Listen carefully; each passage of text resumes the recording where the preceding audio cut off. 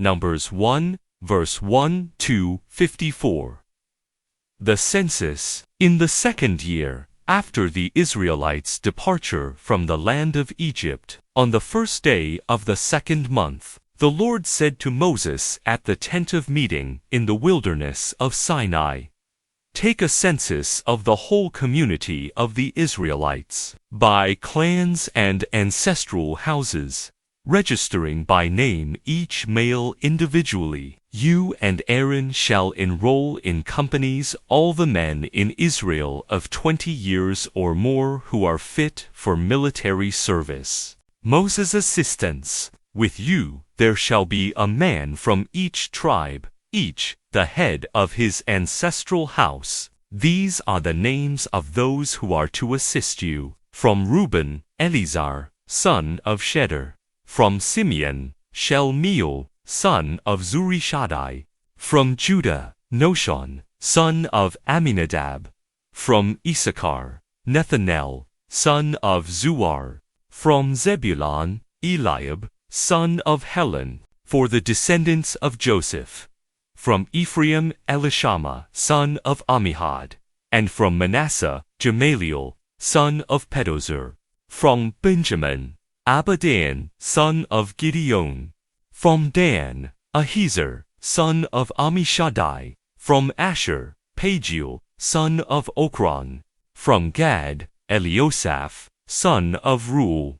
From Naphtali, Ahira, son of Enan. These were the elect of the community, leaders of their ancestral tribes, heads of the clans of Israel. So Moses and Aaron took these men who had been designated by name, and assembled the whole community on the first day of the second month. Every man of 20 years or more then registered individually his name and lineage according to clan and ancestral house, as the Lord had commanded Moses.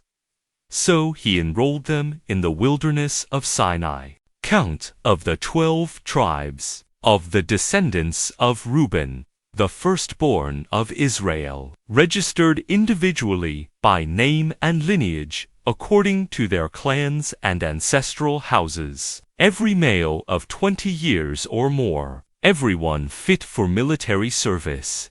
Those enrolled from the tribe of Reuben were 46,500. Of the descendants of Simeon, registered individually by name and lineage according to their clans and ancestral houses, every male of 20 years or more, everyone fit for military service.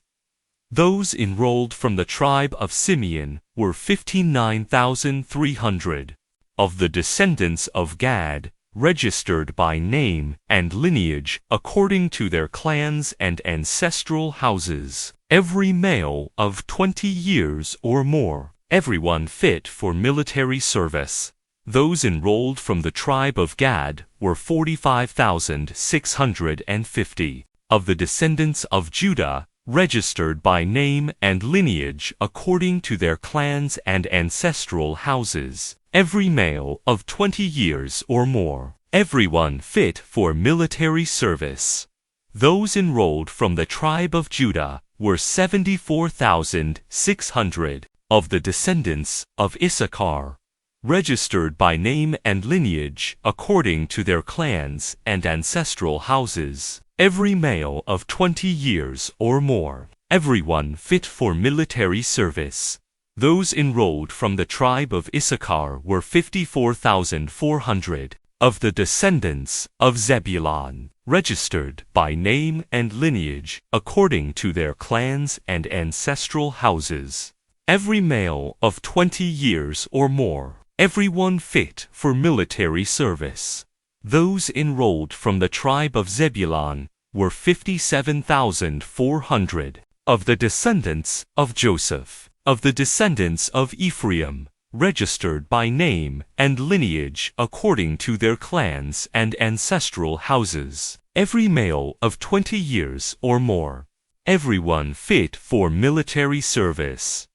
Those enrolled from the tribe of Ephraim were 40,500. Of the descendants of Manasseh, registered by name and lineage according to their clans and ancestral houses, every male of 20 years or more, everyone fit for military service. Those enrolled from the tribe of Manasseh were 32,200 of the descendants of Benjamin, registered by name and lineage according to their clans and ancestral houses, every male of 20 years or more, everyone fit for military service. Those enrolled from the tribe of Benjamin were 35,400 of the descendants of Dan, registered by name and lineage according to their clans and ancestral houses, every male of 20 years or more, everyone fit for military service. Those enrolled from the tribe of Dan were 62,700 of the descendants of Asher, registered by name and lineage according to their clans and ancestral houses, every male of 20 years or more, everyone fit for military service. Those enrolled from the tribe of Asher were 41,500 of the descendants of Naphtali, registered by name and lineage according to their clans and ancestral houses, every male of 20 years or more, everyone fit for military service. Those enrolled from the tribe of Naphtali were 53,400. It was these who were enrolled, each according to his ancestral house, by Moses and Aaron and the 12 leaders of Israel. The total enrollment of the Israelites of 20 years or more, according to their ancestral houses, everyone fit for military service in Israel. The total enrollment was 603,550. Levites omitted in the census. Now the Levites were not enrolled by their ancestral tribe with the others. For the Lord had told Moses, "The tribe of Levi alone you shall not enroll nor include in the census along with the other Israelites. You are to give the Levites charge of the tabernacle of the covenant with all its equipment and all that belongs to it. It is they who shall carry the tabernacle with all its equipment and who shall be its ministers. And they shall camp all around the tabernacle. When the tabernacle is to move on, the Levites shall take it down. When the tabernacle is to be pitched, it is the Levites who shall set it up. Any unauthorized person who comes near it shall be put to death. The other Israelites shall camp according to their companies, each in their own divisional camps. But the Levites shall camp around the tabernacle of the covenant to ensure that God's wrath will not fall upon the Israelite community. The Levites shall keep guard over the tabernacle of the covenant. The Israelites complied. They did just as the Lord had commanded Moses. Numbers 2, verse 1 to 34.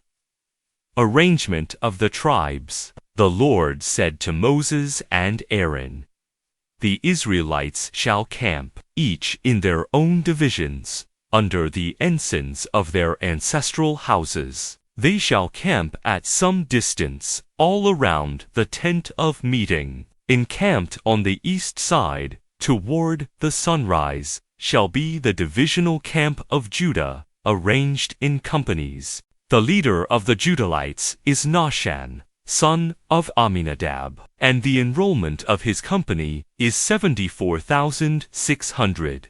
Encamped beside it is the tribe of Issachar. The leader of the Issacharites is Nethanel, son of Zuar, and the enrollment of his company is 54,400. Also, the tribe of Zebulun. The leader of the Zebulunites is Eliab, son of Helon, and the enrollment of his company is 57,400. The total enrollment of the camp of Judah by companies is 186,400. They shall be first on the march. The divisional camp of Reuben shall be on the south side by companies. The leader of the Reubenites is Eleazar, son of Shedder, and the enrollment of his company is 46,500. Encamped beside it is the tribe of Simeon. The leader of the Simeonites is Shelumiel, son of Zurah Shaddai, and the enrollment of his company is 59,300. Next is the tribe of Gad.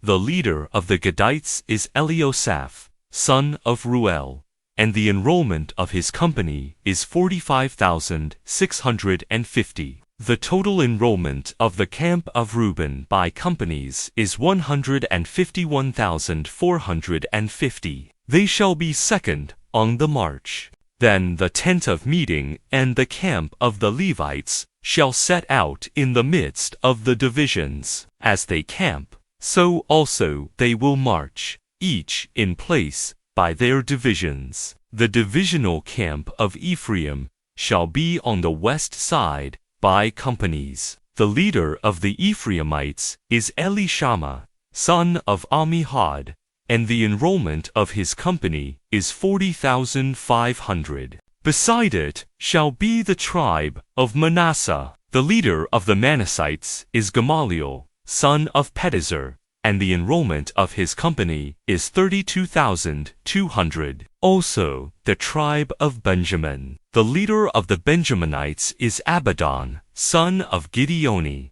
and the enrollment of his company is 35,400. The total enrollment of the camp of Ephraim by companies is 108,100. They shall be third on the march. The divisional camp of Dan shall be on the north side, by companies.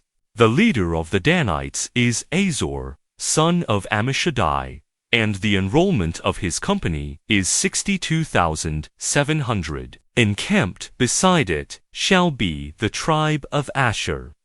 The leader of the Asherites is Pagiel, son of Okran, and the enrollment of his company is 41,500. Also, the tribe of Naphtali. The leader of the Naphtalites is Ahira, son of Enan, and the enrollment of his company is 53,400. The total enrollment of the camp of Dan is 157,600. They shall be the last on the march, by divisions.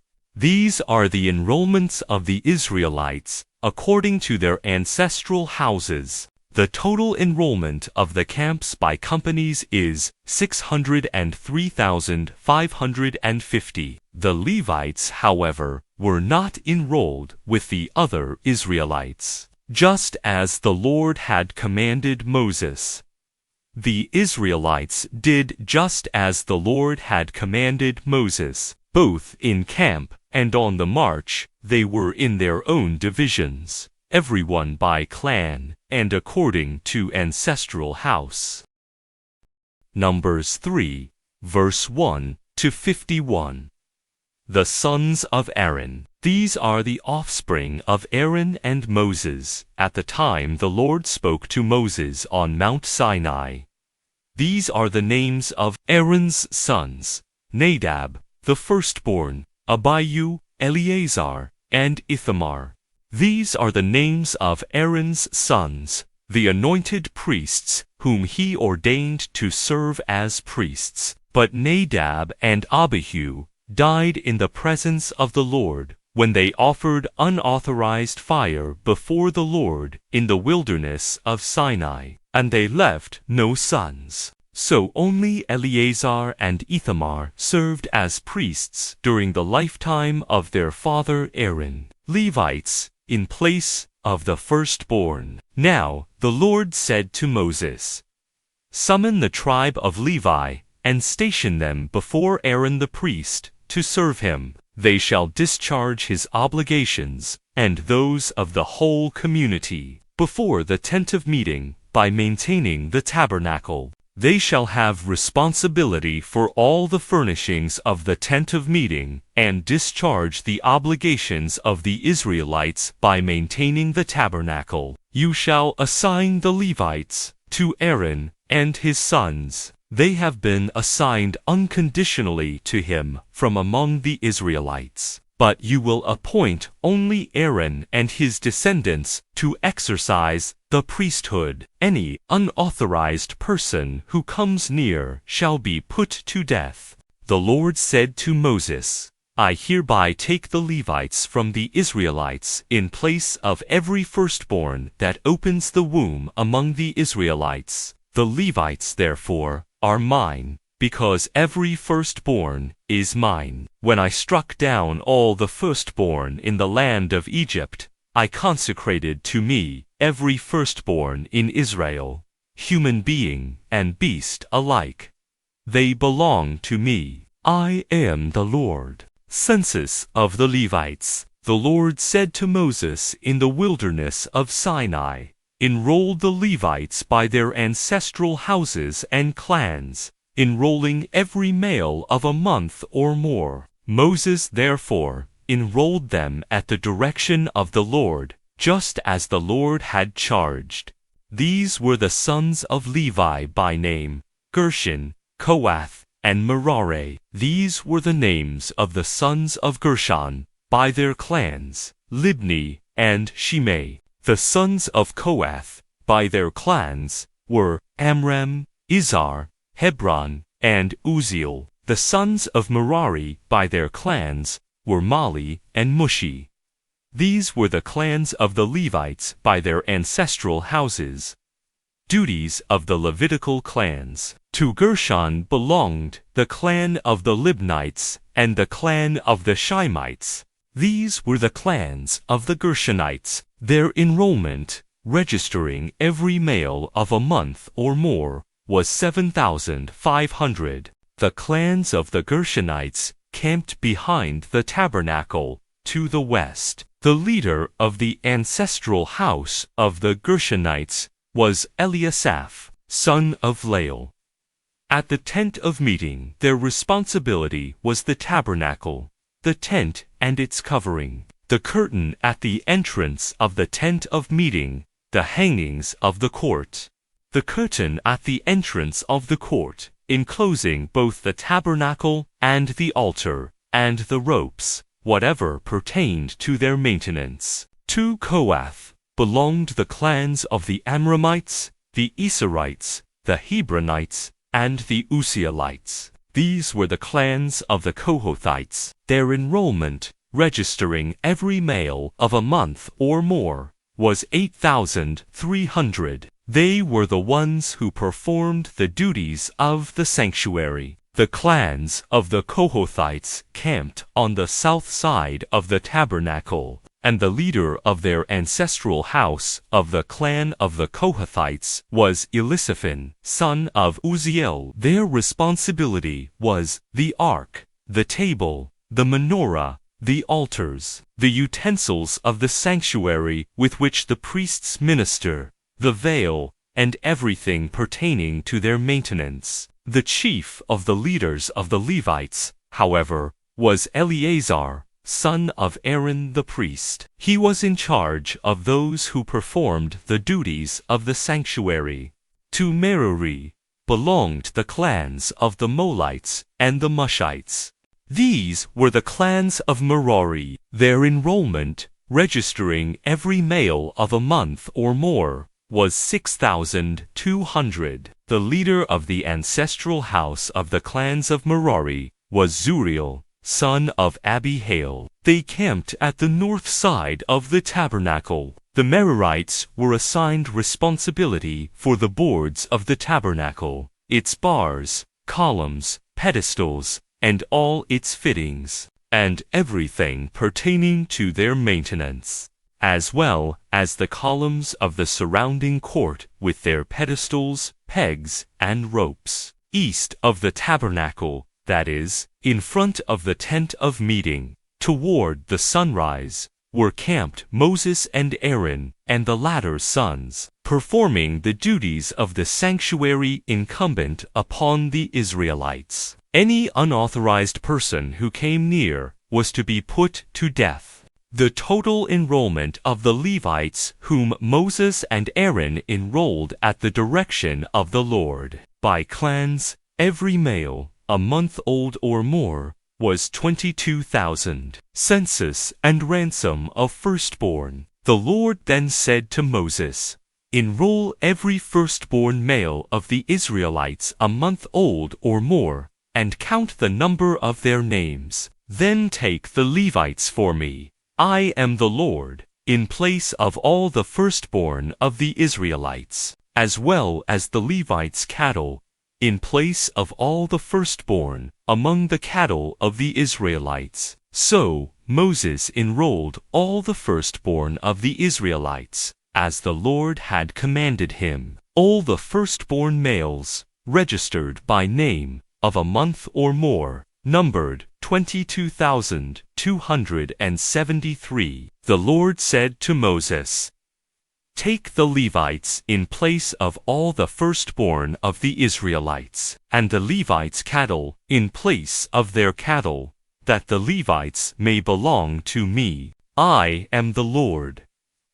As a redemption price for the 273 firstborn of the Israelites, over and above the number of the Levites, you shall take 5 shekels for each individual, according to the sanctuary shekel, 20 gerahs to the shekel. Give this money to Aaron and his sons as a redemption price for the extra number."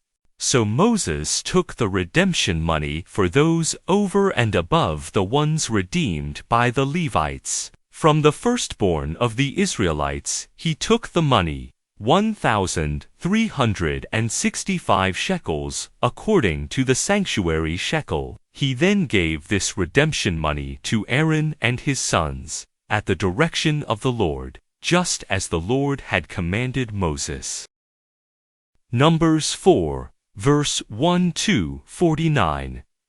Duties further defined. The Lord said to Moses and Aaron, "Take a census among the Levites of the Kohathites, by clans and ancestral houses, all between 30 and 50 years of age, who will join the personnel for doing tasks in the tent of meeting." This is the task of the Kohathites in the tent of meeting, the most sacred objects. In breaking camp, Aaron and his sons shall go in and take down the screening curtain and cover the Ark of the Covenant with it.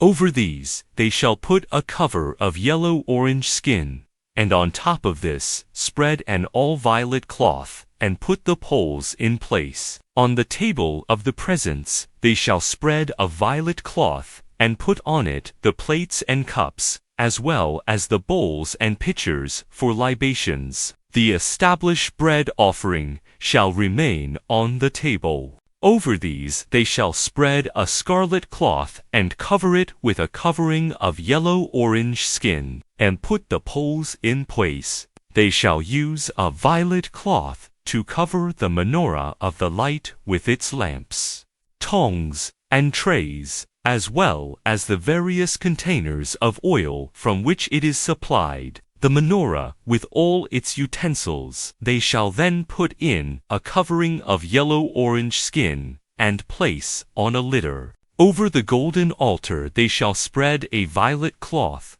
and cover this also with a covering of yellow-orange skin, and put the poles in place. Taking the utensils of the sanctuary service, they shall put them all in violet cloth, and cover them with a covering of yellow-orange skin. They shall then place them on the litter. After cleansing the altar of its ashes, they shall spread a purple cloth over it. On this they shall put all the utensils with which it is served, the fire pans, forks, shovels, basins, and all the utensils of the altar. They shall then spread a covering of yellow-orange skin over this, and put the poles in place. Only after Aaron and his sons have finished covering the sacred objects and all their utensils on breaking camp, can the Kohathites enter to carry them.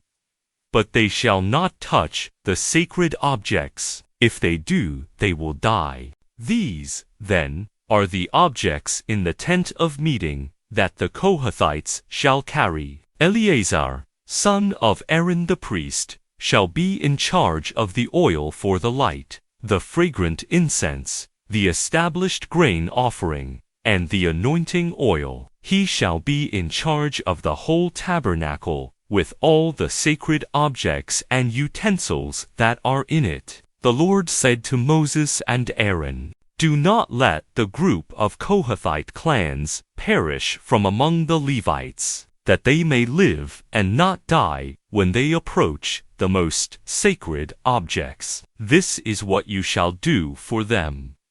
Aaron and his sons shall go in and assign to each of them his task and what he must carry. But the Kohathites shall not go in to look upon the sacred objects even for an instant, or they will die." The Lord said to Moses, "Take a census of the Gershonites also, by ancestral houses and clans, enrolling all between 30 and 50 years of age, who will join the personnel to do the work in the tent of meeting. This is the task of the clans of the Gershonites, what they must do and what they must carry. They shall carry the curtains of the tabernacle, the tent of meeting with its covering, and the outer wrapping of yellow-orange skin, the curtain at the entrance of the tent of meeting, the hangings of the court, the curtain at the entrance to the gate of the court, that encloses both the tabernacle and the altar, together with their ropes and all other objects necessary for their use. Whatever is to be done to maintain these things,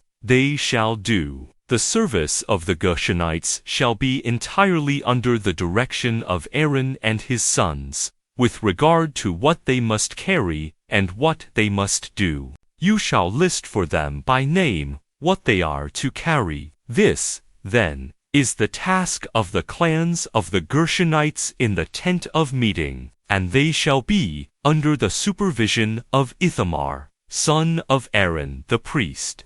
The Merarites, too, you shall enroll by clans and ancestral houses, enrolling all between 30 and 50 years of age, who will join the personnel to maintain the tent of meeting. This is what they shall be responsible for carrying, with respect to all their service in the tent of meeting: the boards of the tabernacle with its bars, columns and pedestals, and the columns of the surrounding court with their pedestals, pegs and ropes, including all their accessories and everything for their maintenance. You shall list by name the objects they shall be responsible for carrying. This, then, is the task of the clans of the Merarites with respect to all their service in the tent of meeting under the supervision of Ithamar, son of Aaron, the priest. Number of adult Levites. So Moses and Aaron and the leaders of the community enrolled the Kohathites by clans and ancestral houses, all between 30 and 50 years of age,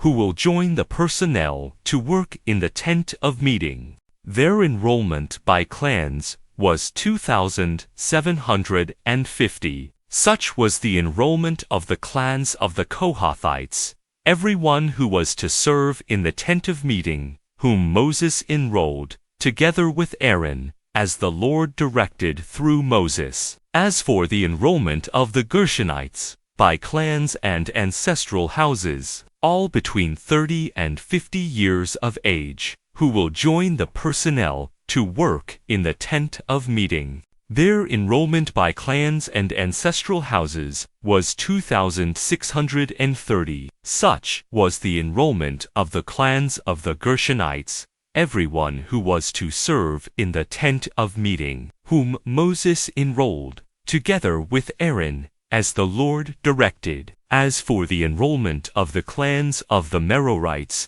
by clans and ancestral houses, all from 30 up to 50 years of age, who will join the personnel to work in the tent of meeting, their enrollment by clans was 3,200. Such was the enrollment of the clans of the Merarites, whom Moses enrolled, together with Aaron, as the Lord directed through Moses. As for the total enrollment of the Levites, which Moses and Aaron and the Israelite leaders had made, by clans and ancestral houses, all between 30 and 50 years of age, who were to undertake tasks of service or transport for the tent of meeting. Their total enrollment was 8,580, as the Lord directed through Moses. They gave each of them their assignments for service and for transport, just as the Lord had commanded Moses.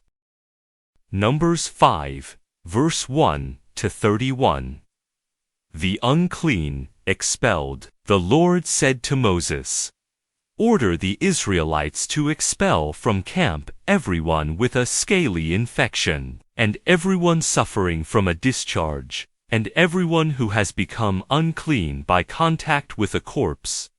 Male and female alike, you shall expel them. You shall expel them from the camp, so that they do not defile their camp, where I dwell in their midst." This the Israelites did, expelling them from the camp.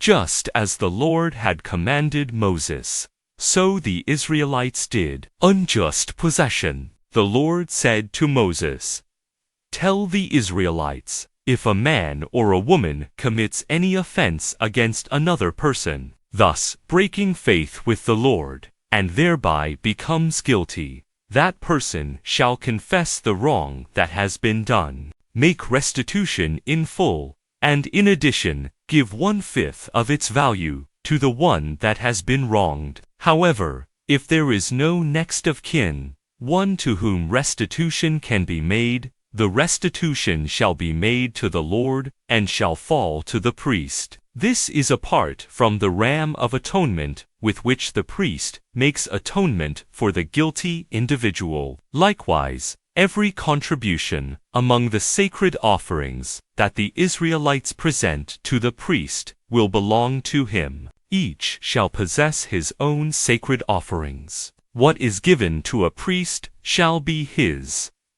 Ordeal for suspected adultery. The Lord said to Moses, "Speak to the Israelites, and tell them, if a man's wife goes astray and becomes unfaithful to him by virtue of a man having intercourse with her in secret from her husband, and she is able to conceal the fact that she has defiled herself, for lack of a witness who might have caught her in the act, or if a man is overcome by a feeling of jealousy that makes him suspect his wife, and she has defiled herself, or if a man is overcome by a feeling of jealousy that makes him suspect his wife, and she has not defiled herself, then the man shall bring his wife to the priest, as well as an offering on her behalf, 1/10 of an ephah of barley meal. However, he shall not pour oil on it, nor put frankincense over it, since it is a grain offering of jealousy, a grain offering of remembrance which recalls wrongdoing. The priest shall first have the woman come forward and stand before the Lord. In an earthen vessel he shall take holy water, as well as some dust from the floor of the tabernacle, and put it in the water, making the woman stand before the Lord. The priest shall uncover her head, and place in her hands the grain offering of remembrance, that is, the grain offering of jealousy, while he himself shall hold the water of bitterness that brings a curse. Then the priest shall adjure the woman, saying to her, "If no other man has had intercourse with you, and you have not gone astray by defiling yourself while under the authority of your husband, be immune to this water of bitterness that brings a curse. But if you have gone astray while under the authority of your husband, and if you have defiled yourself, and a man other than your husband has had intercourse with you. So shall the priest adjure the woman with this imprecation: May the Lord make you a curse and malediction among your people, by causing your uterus to fall and your belly to swell. May this water, then, that brings a curse, enter your bowels to make your belly swell, and your uterus fall. And the woman shall say, Amen, Amen. The priest shall put these curses in writing, and shall then wash them off into the water of bitterness. And he will have the woman drink the water of bitterness that brings a curse, so that the water that brings a curse may enter into her, to her bitter hurt. But first the priest shall take the grain offering of jealousy from the woman's hand, and having elevated the grain offering before the Lord, shall bring it to the altar, where he shall take a handful of the grain offering as a token offering, and burn it on the altar. Only then shall he have the woman drink the water. Once he has had her drink the water, if she has defiled herself and been unfaithful to her husband, the water that brings a curse will enter into her, to her bitter hurt, and her belly will swell, and her uterus will fall, so that she will become a curse among her people. If, however, the woman has not defiled herself, but is still pure, she will be immune and will still be fertile. This, then, is the ritual for jealousy when a woman goes astray while under the authority of her husband and defiles herself, or when such a feeling of jealousy comes over a man that he becomes suspicious of his wife. He shall have her stand before the Lord, and the priest shall perform this entire ritual for her. The man shall be free from punishment, but the woman shall bear her punishment. Numbers 6, verse 1 to 27. Laws concerning Nazirites.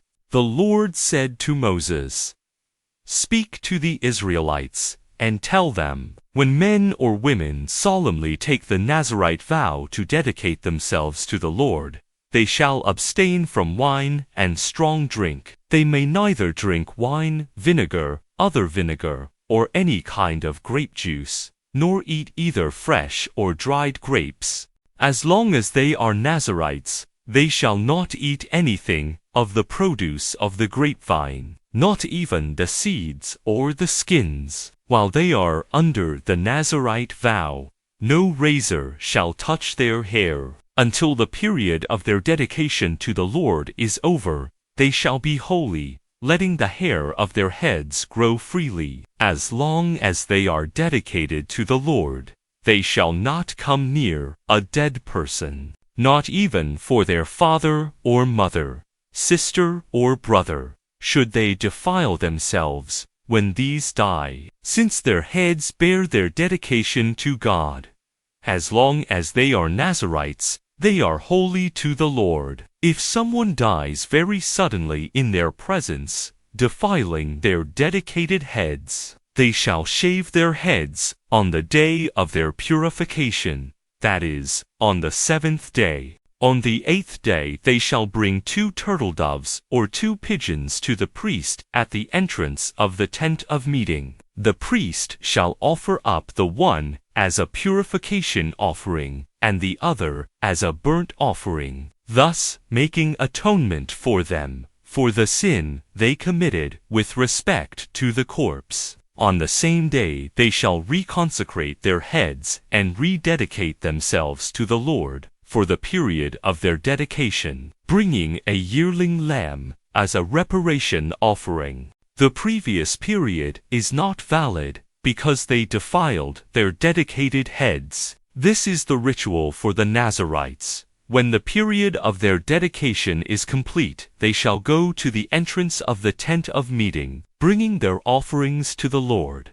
1 unblemished yearling lamb for a burnt offering, 1 unblemished yearling away lamb for a purification offering, 1 unblemished ram as a communion offering, and a basket of unleavened cakes of bran flour mixed with oil, and of unleavened wafers spread with oil, along with their grain offerings and libations. The priest shall present them before the Lord, and shall offer up the purification offering, and the burnt offering for them. He shall then offer up the ram, as a communion sacrifice to the Lord, along with the basket of unleavened cakes, and the priest will offer the grain offering and libation. Then, at the entrance of the tent of meeting, the Nazirite shall shave his or her dedicated head. Take the hair of the dedicated head, and put it in the fire under the communion sacrifice. After the Nazirite has shaved off the dedicated hair, the priest shall take a boiled shoulder of the ram, as well as 1 unleavened cake from the basket, and 1 unleavened wafer, and shall put them in the hands of the Nazirite. The priest shall then elevate them as an elevated offering before the Lord. They are an offering belonging to the priest, along with the brisket of the elevated offering and the leg of the contribution. Only after this may the Nazirite drink wine. This, then, is the law for the Nazirites, that is, what they vow as their offering to the Lord, in accord with their dedication, apart from anything else which their means may allow. In keeping with the vow they take, so shall they do, according to the law of their dedication.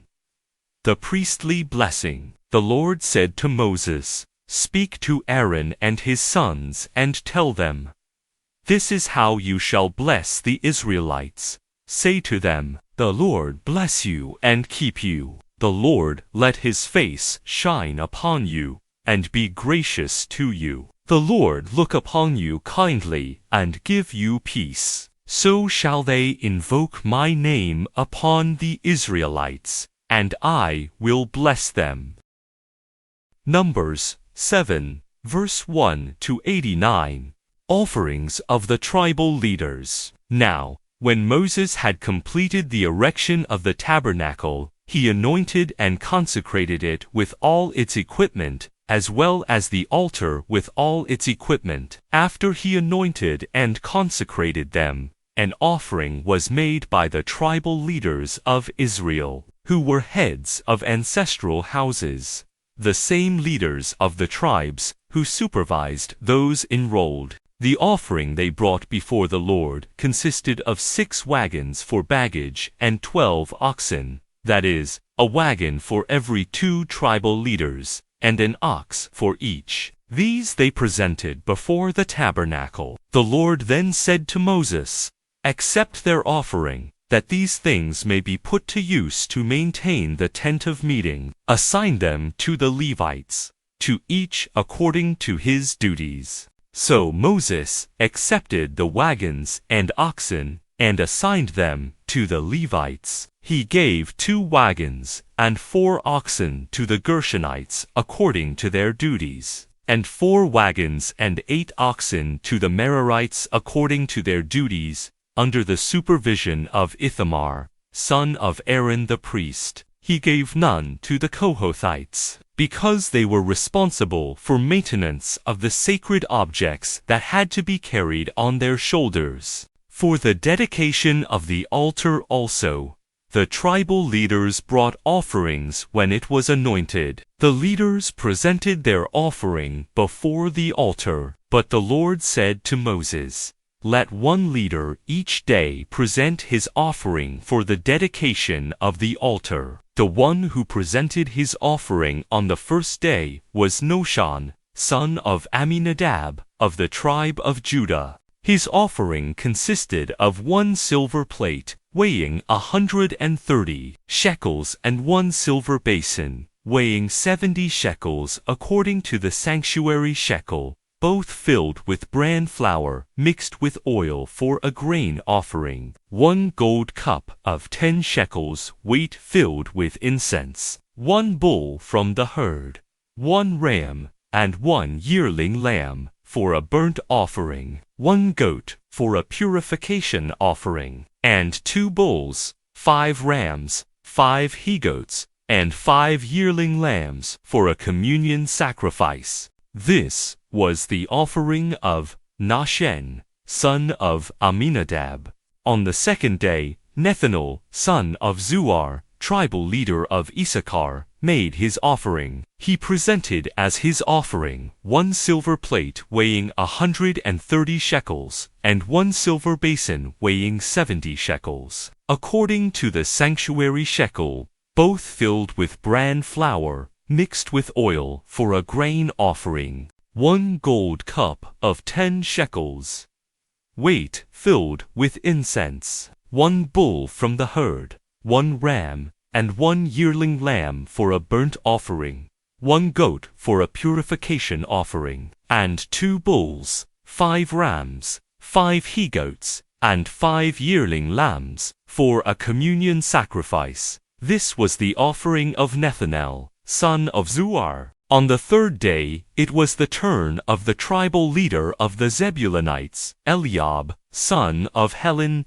His offering consisted of 1 silver plate, weighing 130 shekels, and 1 silver basin weighing 70 shekels according to the sanctuary shekel, both filled with bran flour mixed with oil for a grain offering, 1 gold cup of 10 shekels, weight filled with incense, 1 bull from the herd, 1 ram, and 1 yearling lamb for a burnt offering, 1 goat for a purification offering, and 2 bulls, 5 rams, 5 he-goats, and 5 yearling lambs for a communion sacrifice. This was the offering of Eliab, son of Helon. On the fourth day, it was the turn of the tribal leader of the Reubenites, Eleazar, son of Shedeur. His offering consisted of 1 silver plate weighing 130 shekels and 1 silver basin weighing 70 shekels according to the sanctuary shekel,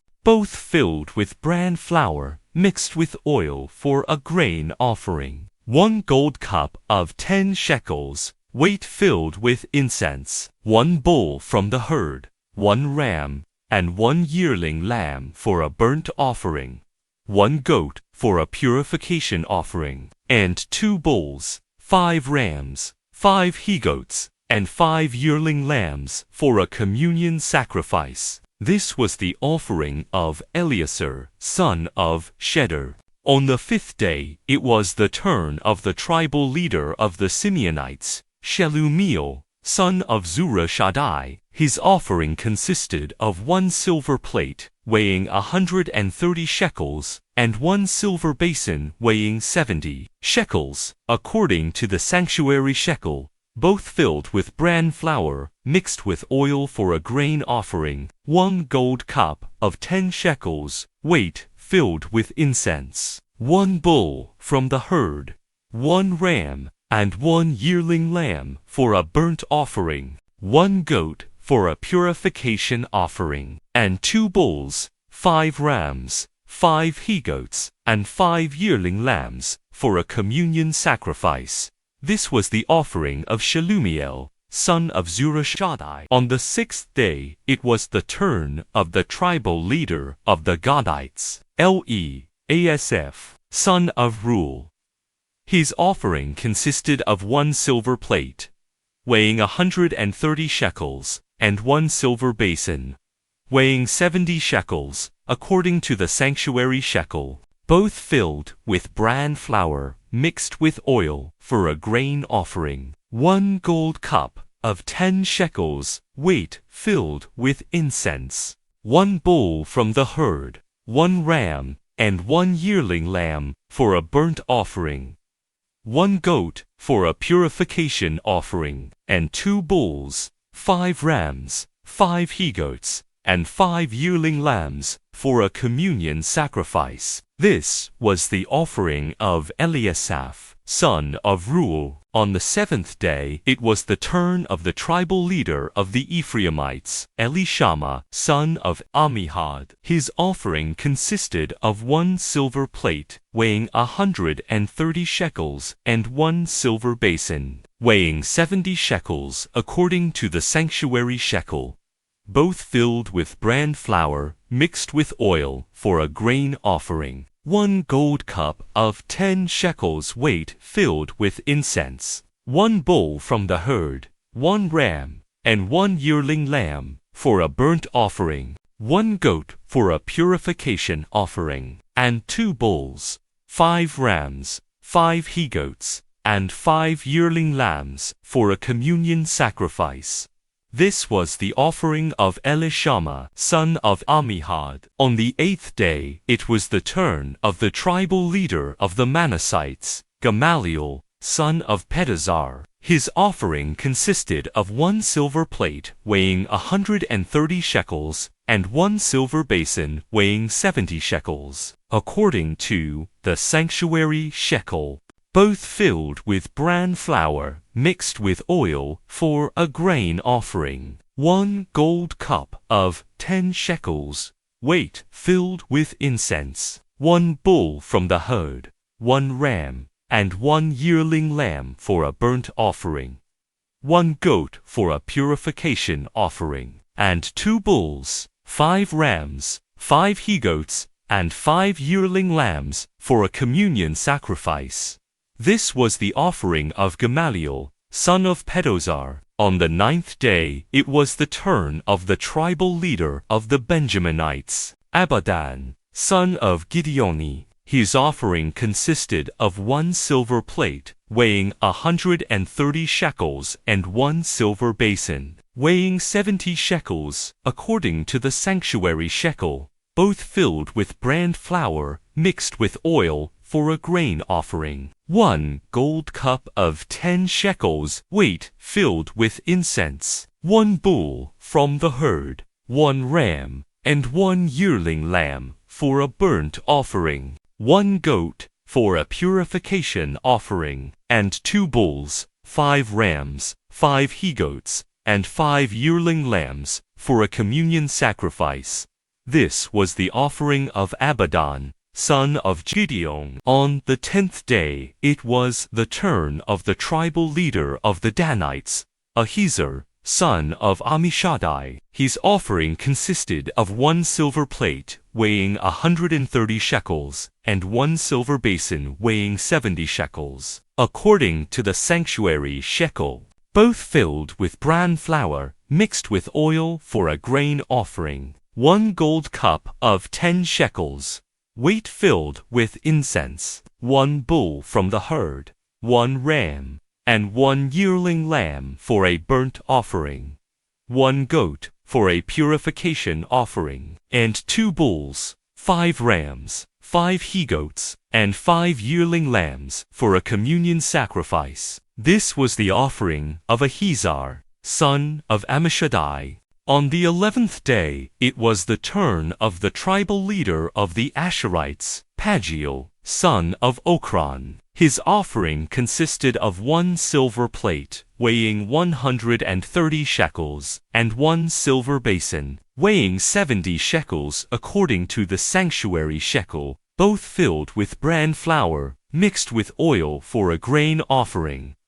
1 gold cup of 10 shekels weight filled with incense. 1 bull from the herd, 1 ram, and 1 yearling lamb for a burnt offering. 1 goat for a purification offering, and 2 bulls, 5 rams, 5 he-goats, and 5 yearling lambs for a communion sacrifice. This was the offering of Pagiel, son of Ochran. On the 12th day, it was the turn of the tribal leader of the Naphtalites, Ahira, son of Enan.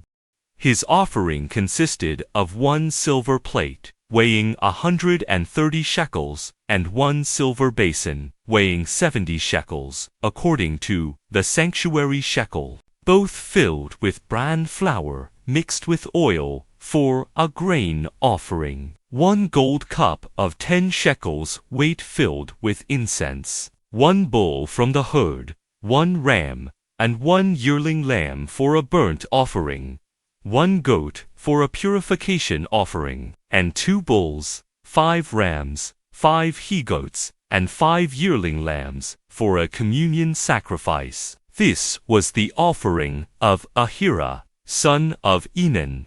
These were the offerings for the dedication of the altar, given by the tribal leaders of Israel on the occasion of its anointing: 12 silver plates, 12 silver basins, and 12 gold cups. Each silver plate weighed 130 shekels, and each silver basin 70, so that all the silver of these vessels amounted to 2,400 shekels, according to the sanctuary shekel. The 12 gold cups that were filled with incense weighed 10 shekels apiece, according to the sanctuary shekel, so that all the gold of the cups amounted to 120 shekels. The animals for the burnt offerings were, in all, 12 bulls, 12 rams, and 12 yearling lambs, with their grain offerings. Those for the purification offerings were 12 goats.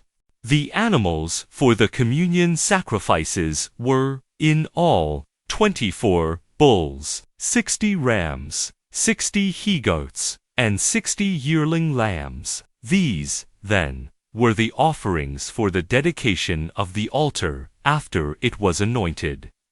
The voice. When Moses entered the tent of meeting to speak with God, he heard the voice addressing him from above the cover on the Ark of the Covenant, from between the two cherubim, and so it spoke to him. Numbers 8, verse 1 to 26. The menorah. The Lord said to Moses, "Speak to Aaron, and say, when you set up menorah lamps, have the 7 lamps throw their light in front of the menorah." Aaron did so, setting up the menorah lamps to face the area in front of the menorah, just as the Lord had commanded Moses. This is the construction of the menorah. Hammered gold. From its base to its bowls it was hammered, according to the pattern which the Lord had shown Moses, so he made the menorah. Purification of the Levites. The Lord said to Moses, "Take the Levites from among the Israelites and cleanse them. This is what you shall do to them to cleanse them. Sprinkle them with the water of purification.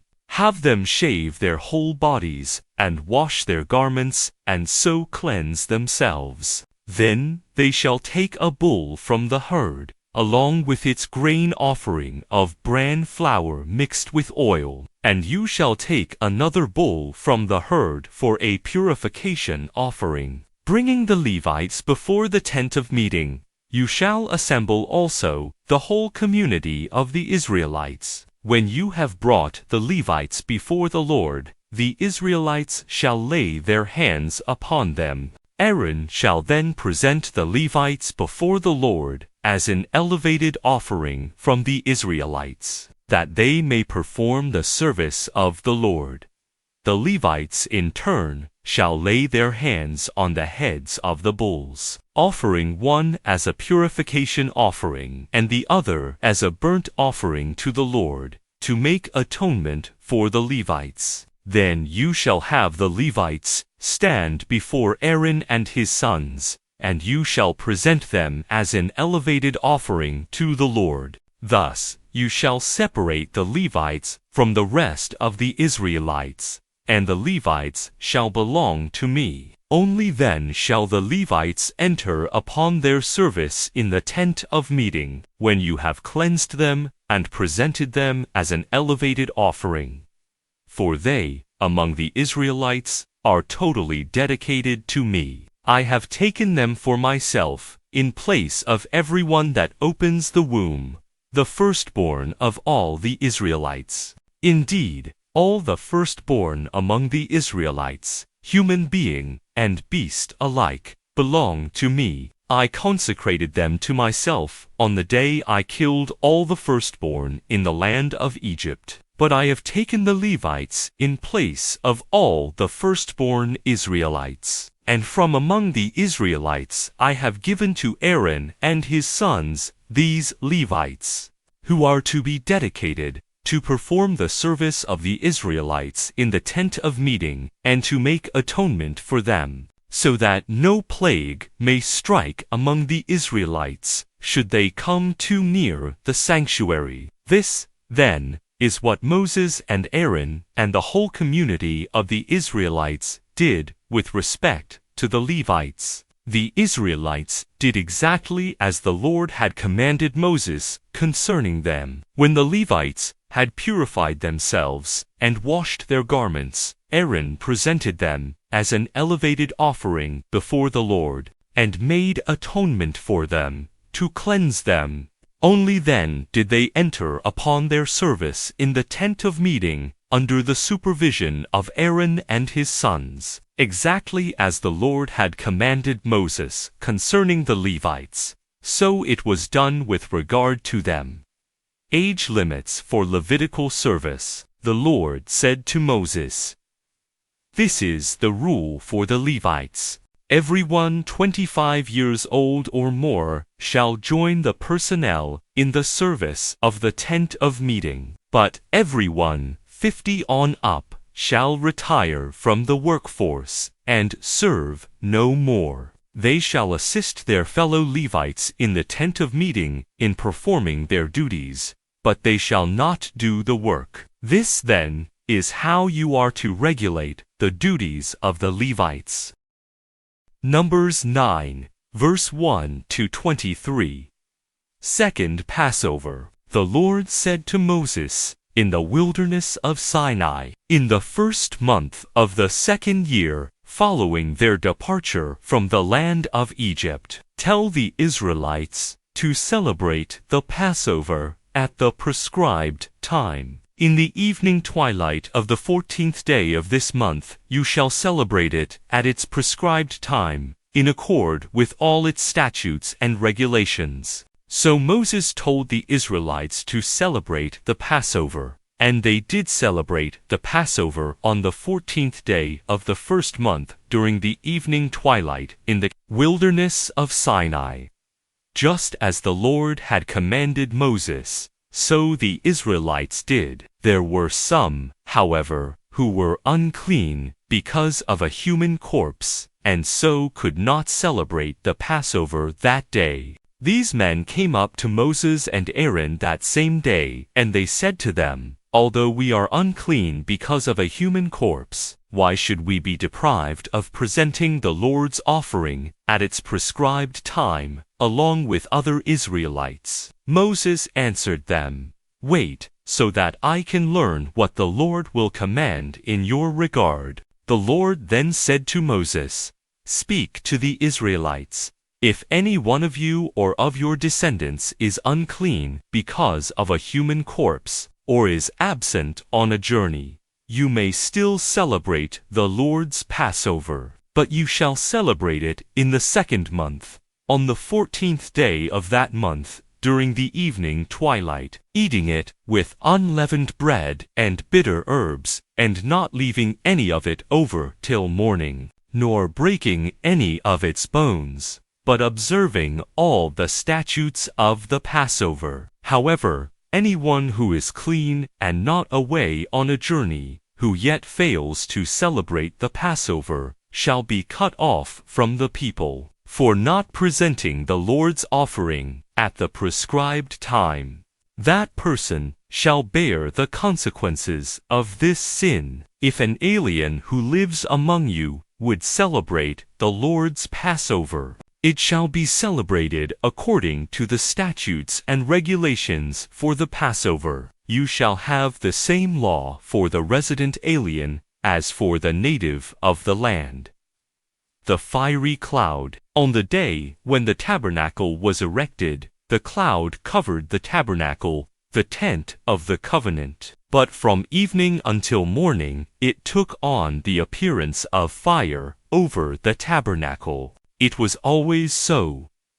During the day, the cloud covered the tabernacle, and at night had the appearance of fire. Whenever the cloud rose from the tent, the Israelites would break camp. Wherever the cloud settled, the Israelites would pitch camp. At the direction of the Lord, the Israelites broke camp, and at the Lord's direction they pitched camp. As long as the cloud stayed over the tabernacle, they remained in camp. Even when the cloud lingered many days over the tabernacle, the Israelites kept the charge of the Lord and would not move on. Yet, if it happened the cloud was over the tabernacle only for a few days, at the direction of the Lord they stayed in camp, and at the Lord's direction they broke camp. If it happened the cloud remained there only from evening until morning, when the cloud rose in the morning, they would break camp. Whether the cloud lifted during the day or the night, they would then break camp. Whether the cloud lingered over the tabernacle for 2 days, or for a month, or longer, the Israelites remained in camp, and did not break camp. But when it lifted, they broke camp. At the direction of the Lord they pitched camp, and at the Lord's direction they broke camp. They kept the charge of the Lord, as the Lord directed them through Moses. Numbers 10, verse 1 to 36. The silver trumpets. The Lord said to Moses, "Make 2 trumpets of silver, making them of hammered silver, for you to use in summoning the community and in breaking camp. When both are blown, the whole community shall gather round you at the entrance of the tent of meeting. But when one of them is blown, only the tribal leaders, the heads of the clans of Israel, shall gather round you. When you sound the signal, those encamped on the east side shall break camp. When you sound a second signal, those encamped on the south side shall break camp. When you sound a third signal, those encamped on the west side shall break camp. When you sound a fourth signal, those encamped on the north side shall break camp. Thus shall the signal be sounded for them to break camp. But in calling forth an assembly, you are to blow a blast, without sounding the signal. The sons of Aaron, the priests, shall blow the trumpets. This is prescribed forever for you and your descendants. When in your own land you go to war against an enemy that is attacking you, you shall sound the alarm on the trumpets, and you shall be remembered before the Lord your God, and be saved from your foes. And when you rejoice on your festivals and your new moon feasts, you shall blow the trumpets over your burnt offerings and your communion sacrifices, so that this serves as a reminder of you before your God. I, the Lord, am your God. Departure from Sinai. In the 2nd year, on the 20th day of the 2nd month, the cloud rose from the tabernacle of the covenant, and the Israelites moved on from the wilderness of Sinai by stages, until the cloud came to rest in the wilderness of Paran. The first time that they broke camp at the direction of the Lord through Moses, the divisional camp of the Judahites, arranged in companies, was the first to set out. Over its whole company was Noshan son of Aminadab, with Nethanel son of Zuar. Over the company of the tribe of Issacharites, and Eliab, son of Helon, over the company of the tribe of Zebulunites. Then, after the tabernacle was dismantled, the Gershonites and Merarites who carried the tabernacle set out. The divisional camp of the Reubenites, arranged in companies, was the next to set out. Over its whole company was Eleazar, son of Shedder, with Shelumiel, son of Zurishaddai. Over the company of the tribe of Simeonites, and Eliasaph, son of Ruel. Over the company of the tribe of Gadites, the Kohathites, who carried the sacred objects, then set out. Before their arrival, the tabernacle would be erected. The divisional camp of the Ephraimites set out next, arranged in companies. Over its whole company was Elishama, son of Ammihud, with Gamaliel, son of Pedazar, over the company of the tribe of Manassites, and Abidan, son of Gideoni, over the company of the tribe of Benjaminites. Finally, as rearguard for all the camps, the divisional camp of the Danites set out, arranged in companies. Over its whole company was Ahiezer, son of Ammishaddai, with Pagiel, son of Okran, over the company of the tribe of Asherites, and Ahira, son of Enan, over the company of the tribe of Naphtalites.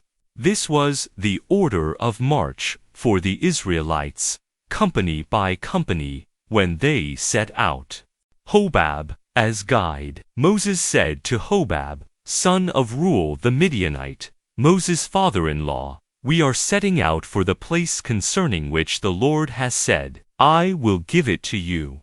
Come with us, and we will be generous toward you, for the Lord has promised prosperity to Israel." But he answered, "No, I will not come. I am going instead to the land of my birth." Moses said, "Please, do not leave us. You know where we can camp in the wilderness, and you can serve as our guide. If you come with us, we will share with you the prosperity the Lord will bestow on us into the wilderness." From the mountain of the Lord, they made a journey of 3 days. And the ark of the covenant of the Lord went before them for the 3-day journey to seek out a resting place for them. And the cloud of the Lord was over them by day when they set out from camp. Whenever the ark set out, Moses would say, "Arise, O Lord! May your enemies be scattered, and may those who hate you flee before you." And when it came to rest, he would say, "Bring back, O Lord, the myriads of Israel's troops." Numbers 11, verse 1 to 35.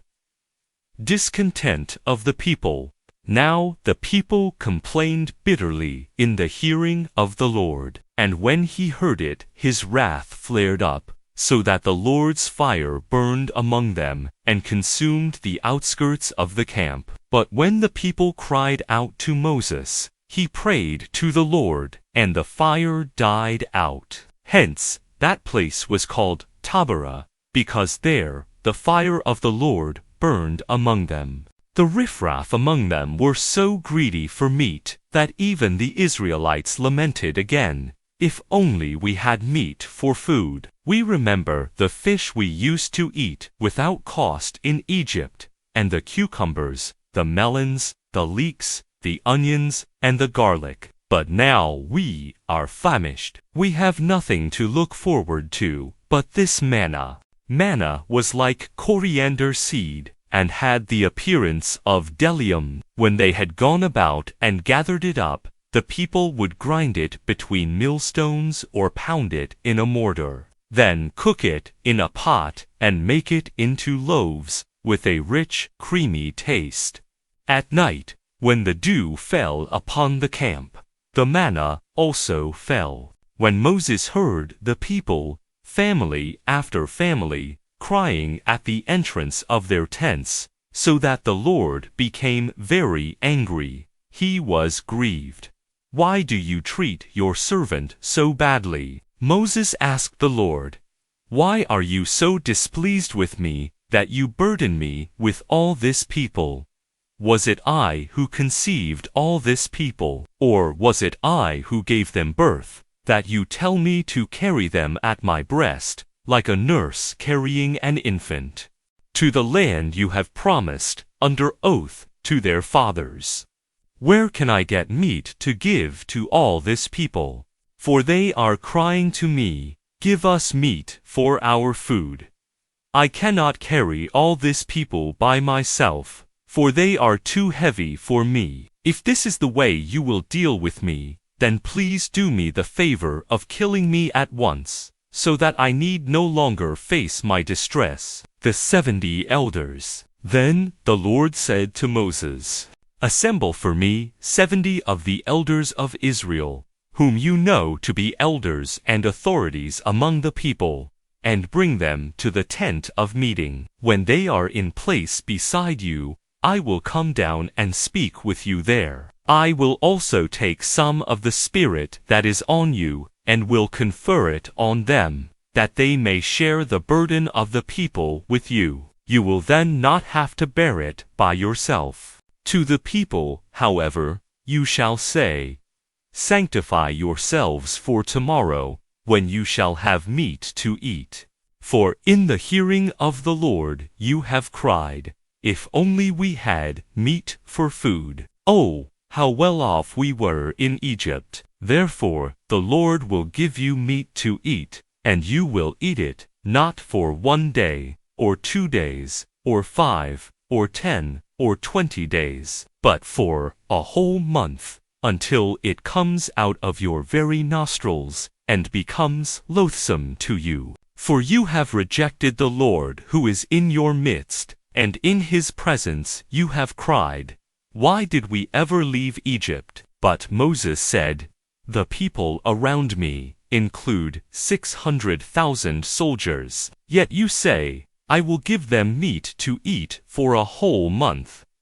Can enough sheep and cattle be slaughtered for them? If all the fish of the sea were caught for them, would they have enough? The Lord answered Moses, Is this beyond the Lord's reach? You shall see now whether or not what I have said to you takes place. The Spirit on the elders. So Moses went out and told the people what the Lord had said. Gathering 70 elders of the people, he had them stand around the tent. The Lord then came down in the cloud and spoke to him. Taking some of the Spirit that was on Moses, he bestowed it on the 70 elders. And as the Spirit came to rest on them, they prophesied, but did not continue. Now 2 men, one named Eldad and the other Medad, had remained in the camp, yet the Spirit came to rest on them also. They too had been on the list, but had not gone out to the tent. And so they prophesied in the camp. So, when a young man ran and reported to Moses, Eldad and Medad are prophesying in the camp, Joshua, son of Nun, who from his youth had been Moses' aide, said, My lord Moses, stop them. But Moses answered him, Are you jealous, for my sake? If only all the people of the Lord were prophets, if only the Lord would bestow his Spirit on them. Then Moses retired to the camp, along with the elders of Israel. The quail. There arose a wind from the Lord that drove in quail from the sea, and left them all around the campsite, to a distance of a day's journey, and at a depth of 2 cubits upon the ground. So all that day, all night, and all the next day the people set about to gather in the quail. Even the one who got the least gathered 10 homers of them. Then they spread them out all around the camp. But while the meat was still between their teeth, before it could be chewed, the Lord's wrath flared up against the people, and the Lord struck them with a very great plague. So that place was named Kibroth-Hotavah, because it was there that the greedy people were buried. From Kibroth-Hotavah, the people set out for Hazeroth, where they stayed. Numbers 12, verse 1 to 16. Jealousy of Aaron and Miriam. Miriam and Aaron spoke against Moses on the pretext of the Cushite woman he had married, for he had in fact married a Cushite woman. They complained, Is it through Moses alone that the Lord has spoken? Has he not spoken through us also? And the Lord heard this. Now, the man Moses was very humble, more than anyone else on earth. So at once the Lord said to Moses and Aaron and Miriam, Come out, you 3, to the tent of meeting, and the three of them went. Then the Lord came down in a column of cloud, and standing at the entrance of the tent, called Aaron and Miriam. When both came forward, the Lord said, "Now listen to my words. If there are prophets among you, in visions I reveal myself to them. In dreams I speak to them. Not so with my servant Moses. Throughout my house he is worthy of trust. Face to face I speak to him, plainly, and not in riddles. The likeness of the Lord he beholds. Why, then, do you not fear to speak against my servant Moses?" And so the Lord's wrath flared against them, and he departed. Miriam's punishment. Now the cloud withdrew from the tent, and there was Miriam, stricken with a scaly infection, white as snow. When Aaron turned toward Miriam and saw her stricken with snow-white scales, he said to Moses, "Ah, my Lord, please do not charge us with the sin that we have foolishly committed. Do not let her be like the stillborn baby that comes forth from its mother's womb, with its flesh half consumed." Then Moses cried to the Lord, "Please, not this. Please, heal her." But the Lord answered Moses, "Suppose her father had spit in her face.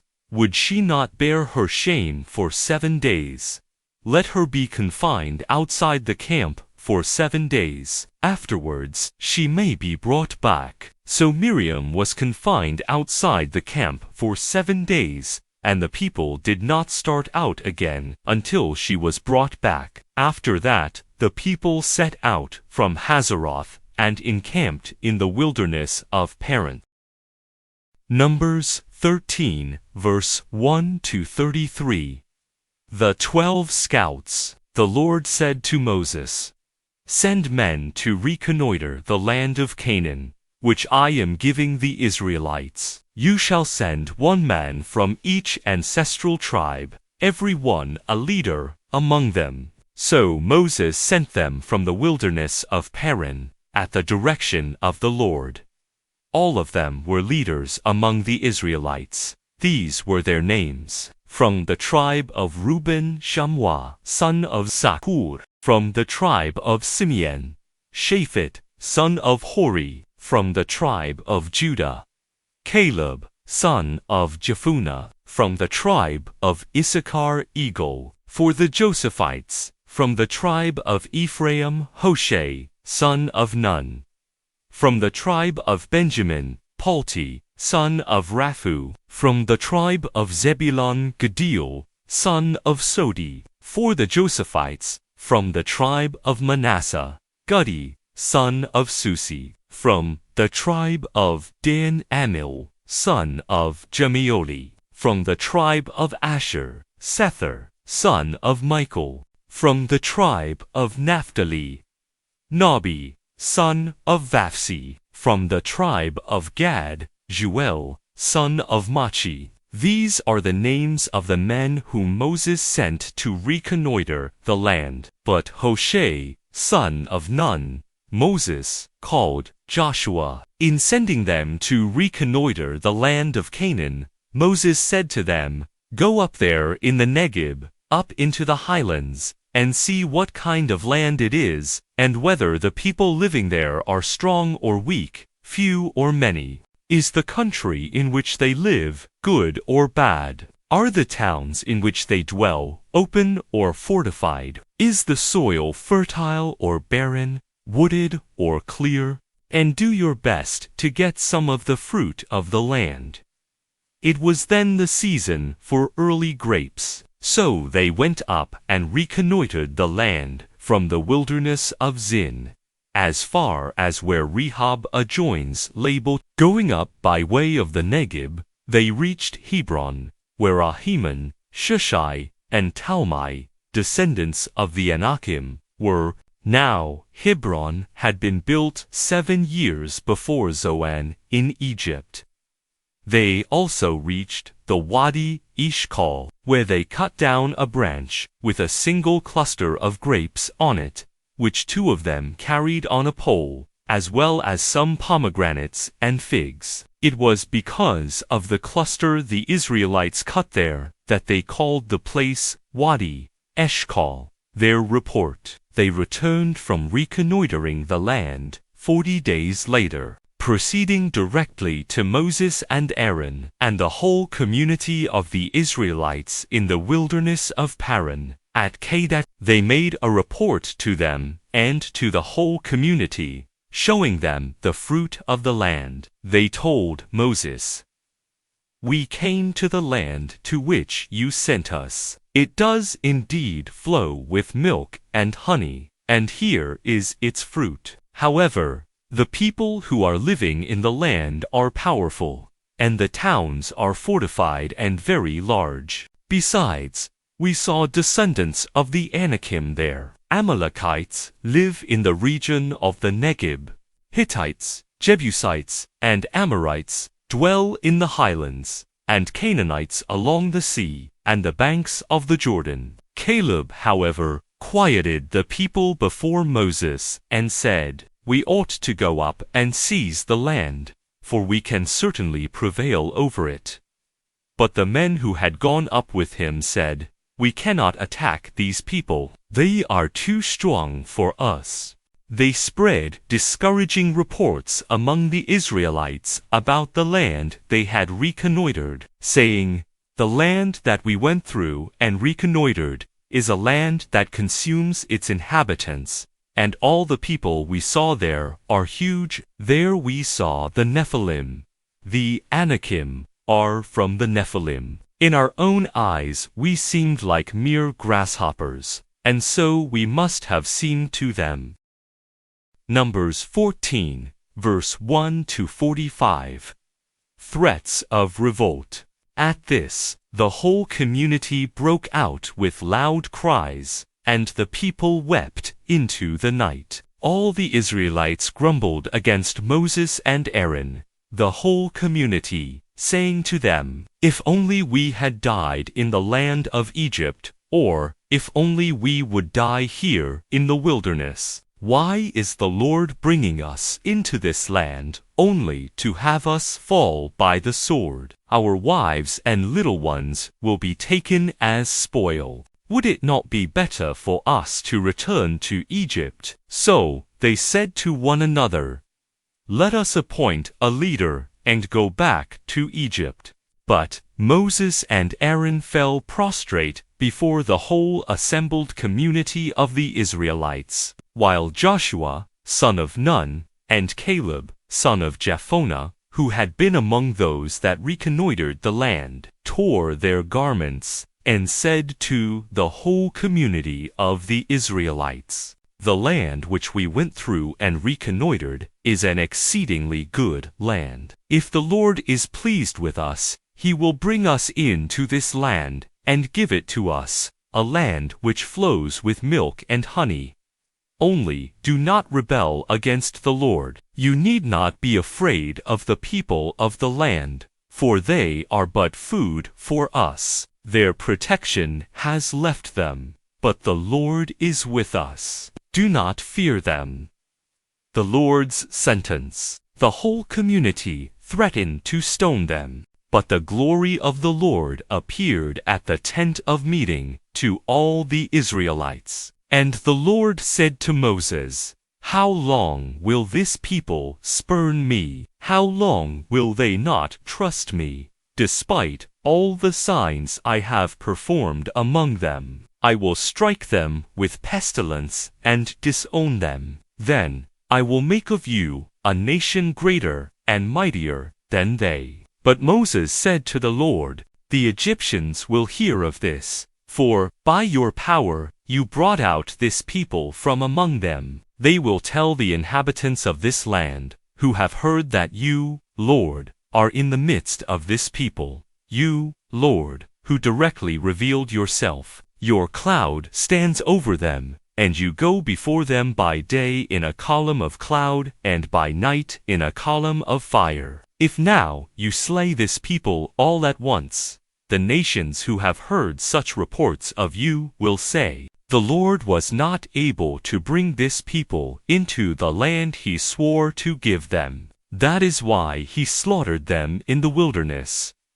Now then, may my Lord's forbearance be great, even as you have said. The Lord is slow to anger, and abounding in kindness, forgiving iniquity and rebellion, yet certainly not declaring the guilty guiltless, but punishing children to the third and fourth generation for their parents' iniquity. Pardon, then, the iniquity of this people, in keeping with your great kindness, even as you have forgiven them from Egypt until now. The Lord answered, I pardon them as you have asked, yet, by my life and the Lord's glory that fills the whole earth, of all the people who have seen my glory, and the signs I did in Egypt and in the wilderness, and who nevertheless have put me to the test 10 times already, and have not obeyed me, not one shall see the land which I promised on oath to their ancestors. None of those who have spurned me shall see it. But as for my servant Caleb, because he has a different spirit and follows me unreservedly, I will bring him into the land which he entered, and his descendants shall possess it. But now, since the Amalekites and Canaanites are living in the valleys, turn away tomorrow, and set out into the wilderness, by way of the Red Sea road. The Lord also said to Moses and Aaron, How long will this wicked community grumble against me? I have heard the grumblings of the Israelites against me. Tell them, by my life, oracle of the Lord, I will do to you just what I have heard you say. Here, in the wilderness, your dead bodies shall fall, of all your men of 20 years or more, enrolled in your registration, who grumbled against me. Not one of you shall enter the land where I solemnly swore to settle you, except Caleb, son of Jephunneh, and Joshua, son of Nun. Your little ones, however, who you said would be taken as spoil, I will bring in, and they shall know the land you rejected. But as for you, your bodies shall fall here in the wilderness, while your children will wander for 40 years, suffering for your infidelity, till the last of you lies dead in the wilderness, corresponding to the number of days you spent reconnoitering the land. 40 days, you shall bear your punishment 1 year for each day, 40 years. Thus, you will realize what it means to oppose me. I, the Lord, have spoken, and I will surely do this to this entire wicked community that conspired against me. Here in the wilderness they shall come to their end, and there they will die. And the men whom Moses had sent to reconnoiter the land, and who on returning had set the whole community grumbling against him by spreading discouraging reports about the land. These men who had spread discouraging reports about the land were struck down by the Lord and died. Only Joshua, son of Nun, and Caleb, son of Jephunneh, survived of all the men who had gone to reconnoiter the land. Unsuccessful invasion. When Moses repeated these words to all the Israelites, the people mourned greatly. Early the next morning they started up high into the hill country, saying, Here we are, ready to go up to the place that the Lord spoke of, for we did wrong. But Moses said, Why are you now transgressing the Lord's order? This cannot succeed. Do not go up, because the Lord is not in your midst. Do not allow yourself to be struck down by your enemies, for there the Amalekites and Canaanites will face you, and you will fall by the sword. You have turned back from following the Lord. Therefore the Lord will not be with you. Yet they dared to go up high into the hill country, even though neither the ark of the covenant of the Lord nor Moses left the camp. And the Amalekites and Canaanites who dwelt in that hill country came down and defeated them, beating them back as far as Hormah. Numbers 15, verse 1 to 41. Secondary offerings. The Lord spoke to Moses, "Speak to the Israelites, and say to them, when you enter the land that I am giving you for your settlements, if you make to the Lord an oblation from the herd or from the flock, either a burnt offering or a sacrifice to fulfill a vow, or as a voluntary offering, or for one of your festivals, to produce a pleasing aroma for the Lord, the one presenting the offering shall also present to the Lord a grain offering, 1/10 of a measure of bran flour, mixed with 1/4 of a hin of oil, as well as wine for a libation, 1/4 of a hin. You will do this with the burnt offering or the sacrifice for each lamb. Alternatively, for a ram you shall make a grain offering of 2/10 of a measure of bran flour mixed with 1/3 of a hin of oil, and, for a libation,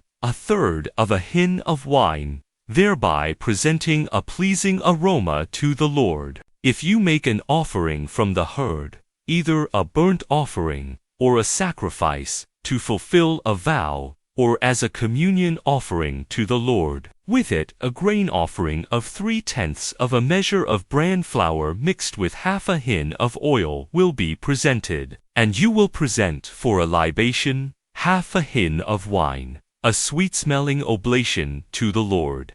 The same is to be done for each ox, ram, lamb, or goat. Whatever the number you offer, do the same for each of them. All the native-born shall make these offerings in this way, whenever they present a sweet-smelling oblation to the Lord. Likewise, in any future generation, any alien residing with you or anyone else in your midst, who presents an oblation of pleasing aroma to the Lord, must do as you do. There is but one statute for you, and for the resident alien, a perpetual statute throughout your generations. You and the resident alien will be alike before the Lord. You and the alien residing with you will have the same rule and the same application of it. The Lord spoke to Moses, "Speak to the Israelites, and say to them, when you enter the land into which I am bringing you, and eat of the bread of the land, you shall offer the Lord a contribution. A round loaf from your first batch of dough you shall offer as a contribution. Just like a contribution from the threshing floor, you shall offer it. Throughout your generations you shall give a contribution to the Lord from your first batch of dough." Purification offerings. If through inadvertence you fail to do any of these commandments which the Lord has given to Moses, anything the Lord commanded you through Moses from the time the Lord first gave the command down through your generations, if it was done inadvertently without the community's knowledge, the whole community shall sacrifice one bull from the herd as a burnt offering of pleasing aroma to the Lord, along with its prescribed grain offering and libation, as well as one he-goat as a purification offering. Then the priest shall make atonement for the whole Israelite community, and they will be forgiven, since it was inadvertence, and for their inadvertence they have brought their offering, an oblation to the Lord as well as their purification offering before the Lord. Not only the whole Israelite community, but also the aliens residing among you shall be forgiven, since the inadvertent fault affects all the people. If it is an individual who sins inadvertently, this person shall bring a yearling she-goat as a purification offering, and the priest shall make atonement before the Lord for the one who erred. since the sin was inadvertent, making atonement for the person to secure forgiveness. You shall have but one rule for the person who sins inadvertently, whether a native-born Israelite or an alien residing among you. But anyone who acts defiantly, whether a native or an alien, reviles the Lord, and shall be cut off from among the people. For having despised the word of the Lord, and broken his commandment, he must be cut off entirely, and bear the punishment. The Sabbath breaker.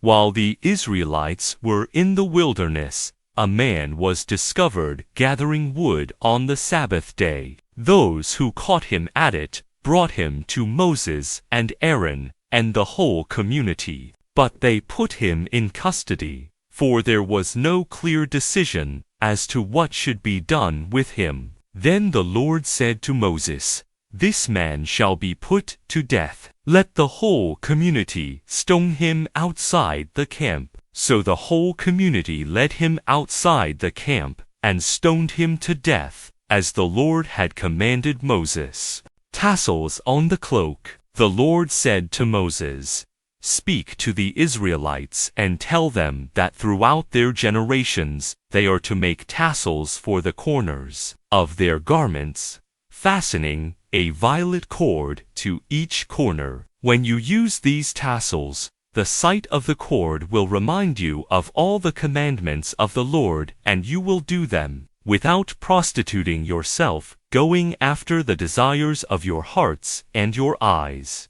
Thus, you will remember to do all my commandments, and you will be holy to your God. I, the Lord, am your God who brought you out of the land of Egypt, to be your God. I, the Lord your God." Numbers 16, verse 1 to 35. Rebellion of Korah.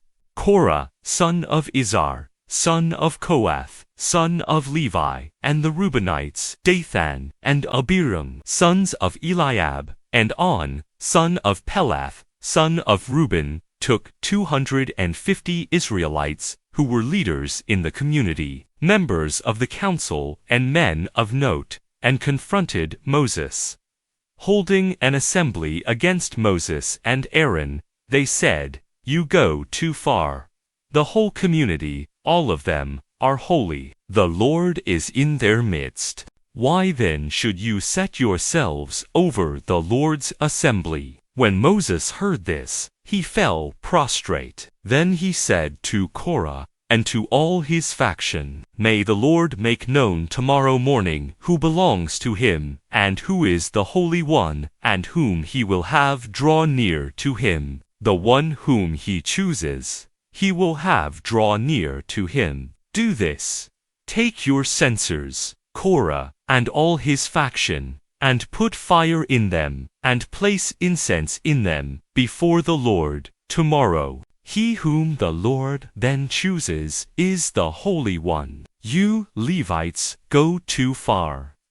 Moses also said to Korah, "Hear now, you Levites, are you not satisfied that the God of Israel has singled you out from the community of Israel, to have you draw near him, to maintain the Lord's tabernacle, and to attend upon the community, and to serve them? He has allowed you, and your Levite kinsmen, with you to approach him, and yet you seek the priesthood, too. It is therefore against the Lord that you and all your faction are conspiring. As for Aaron, what has he done that you should grumble against him?" Rebellion of Dathan and Abiram. Moses summoned Dathan and Abiram, sons of Eliab, but they answered, "We will not go. Are you not satisfied that you have brought us here from a land flowing with milk and honey, to have us perish in the wilderness, that now you must also lord it over us? Far from bringing us to a land flowing with milk and honey, or giving us fields and vineyards for our inheritance, will you gouge out our eyes? No, we will not go." Then Moses became very angry, and said to the Lord, "Pay no attention to their offering, I have never taken a single donkey from them, nor have I wronged any one of them. Korah. Moses said to Korah, You and all your faction shall appear before the Lord tomorrow, you and they, and Aaron too. Then each of you take his own censer, put incense in it, and present it before the Lord, 250 censers. And you and Aaron, each with his own censer, do the same.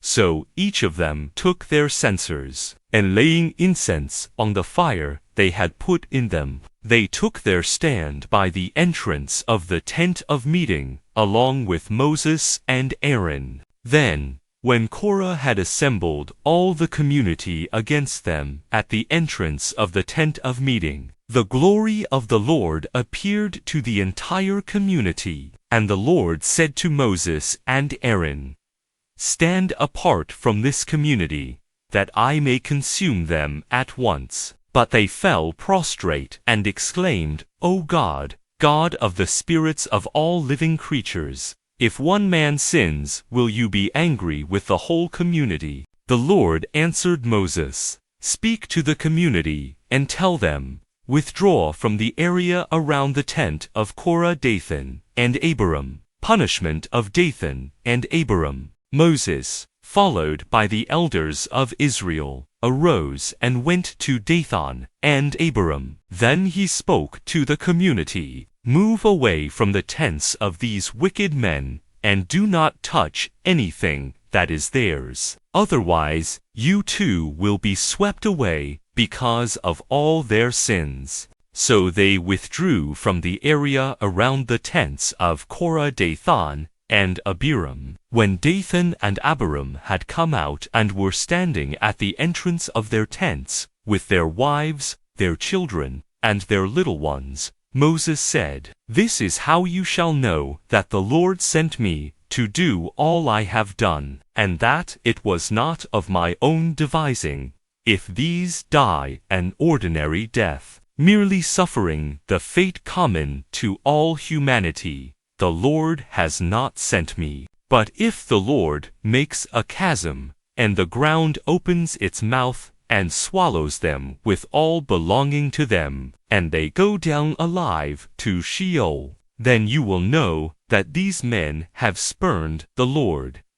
No sooner had he finished saying all this, than the ground beneath them split open, and the earth opened its mouth and swallowed them, and their families, and all of Korah's people, with all their possessions. They went down alive to Sheol, with all belonging to them. The earth closed over them, and they disappeared from the assembly. But all the Israelites near them fled at their shrieks, saying, The earth might swallow us too.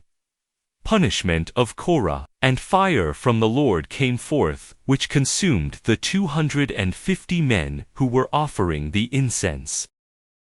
Numbers 17, verse 1 to 28. The Lord said to Moses, Tell Eleazar, son of Aaron, the priest, to remove the censers from the embers, and scatter the fire some distance away, for they have become holy. The censers of those who sinned at the cost of their lives, have them hammered into plates to cover the altar, because in being presented before the Lord they have become holy. In this way they shall serve as a sign to the Israelites. So, taking the bronze censers which had been presented by those who were burned, Eleazar, the priest, had them hammered into a covering for the altar, just as the Lord had directed him through Moses. This was to be a reminder to the Israelites that no unauthorized person, no one who was not a descendant of Aaron, should draw near to offer incense before the Lord, lest he meet the fate of Korah and his faction. The next day, the whole Israelite community grumbled against Moses and Aaron, saying, You have killed the people of the Lord. But while the community was assembling against them, Moses and Aaron turned toward the tent of meeting, and the cloud now covered it, and the glory of the Lord appeared. Then Moses and Aaron came to the front of the tent of meeting, and the Lord said to Moses, "Remove yourselves from this community, that I may consume them at once."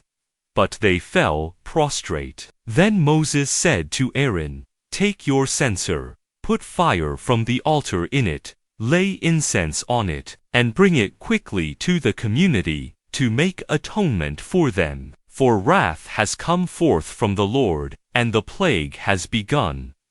Aaron took his censer, just as Moses directed, and ran in among the assembly, where the plague had already begun among the people. Then he offered the incense, and made atonement for the people, while standing there between the living and the dead. And so the scourge was checked. There were 14,700 dead from the scourge, in addition to those who died because of Korah. When the scourge had been checked, Aaron returned to Moses at the entrance of the tent of meeting. Aaron's staff. The Lord now said to Moses, "Speak to the Israelites, and get from them a staff for each ancestral house, 12 staffs in all, from all the leaders of their ancestral houses. Write each man's name on his staff, and write Aaron's name on Levi's staff. For each head of an ancestral house shall have a staff. Then deposit them in the tent of meeting, in front of the covenant, where I meet you. The staff of the man whom I choose shall sprout. Thus I will rid myself of the Israelites grumbling against you." So Moses spoke to the Israelites, and all their leaders gave him staffs, 12 in all, one from each leader of their ancestral houses, and Aaron's staff was among them. Then Moses deposited the staffs before the Lord in the tent of the covenant. The next day, when Moses entered the tent of the covenant, Aaron's staff, representing the house of Levi, had sprouted. It had put forth sprouts, produced blossoms, and borne ripe almonds. So Moses brought out all the staffs from the Lord's presence to all the Israelites, and each one identified his own staff and took it. Then the Lord said to Moses, "Put back Aaron's staff in front of the covenant, for safekeeping, as a sign to the rebellious, so that their grumbling against me may cease, and they might not die." Moses did this. Just as the Lord had commanded him, so he did. Charge of the sacred things. Then the Israelites exclaimed to Moses, "We will perish. We are lost. We are all lost. Anyone who approaches the tabernacle of the Lord will die. Will there be no end to our perishing?" Numbers 18, verse 1 to 32. The Lord said to Aaron, "You and your sons, as well as your ancestral house with you, shall be responsible for any sin with respect to the sanctuary. But only you and your sons with you shall be responsible for any sin with respect to your priesthood. You shall also present with you your kinsmen of the tribe of Levi, your ancestral tribe, that they may be joined to you and assist you, while you and your sons with you are in front of the tent of the covenant. They shall discharge your obligations, and those with respect to the whole tent. However, they shall not come near the utensils of the sanctuary or the altar, or else both they and you will die. They will be joined to you to perform the duties associated with the tent of meeting, all the labor pertaining to the tent. But no unauthorized person shall come near you. You shall perform the duties of the sanctuary and of the altar, that wrath may not fall again upon the Israelites. I hereby take your kinsmen, the Levites, from among the Israelites. They are a gift to you, dedicated to the Lord, for the labor they perform for the tent of meeting. But you and your sons with you must take care to exercise your priesthood in whatever concerns the altar and the area within the veil. I give you your priesthood as a gift. Any unauthorized person who comes near shall be put to death. The priest's share of the sacrifices. The Lord said to Aaron, I hereby give to you charge of the contributions made to me, including the various holy offerings of the Israelites. I assign them to you and to your sons as a perquisite, a perpetual due. This is what you shall have from the oblations that are most holy, every offering of theirs, namely, all their grain offerings, purification offerings, and reparation offerings which they must return to me shall be most holy for you and for your sons. You shall eat them in a most holy place. Every male may partake of them. As holy, they belong to you. This also you shall have.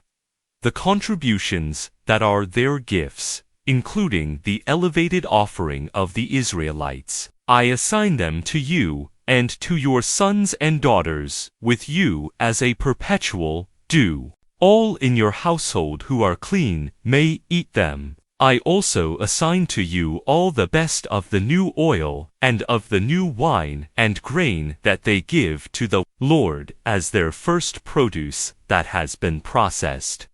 The first ripened fruits of whatever is in their land, which they bring to the Lord, shall be yours. All of your household who are clean may eat them. Whatever is under the ban in Israel shall be yours. Every living thing that opens the womb, human being and beast alike, such as are to be offered to the Lord, shall be yours. But you must redeem the firstborn of human beings, as well as redeem the firstborn of unclean animals, for the redemption price of a son. When he is a month old, you shall pay the equivalent of 5 silver shekels, according to the sanctuary shekel, that is, 20 gerah.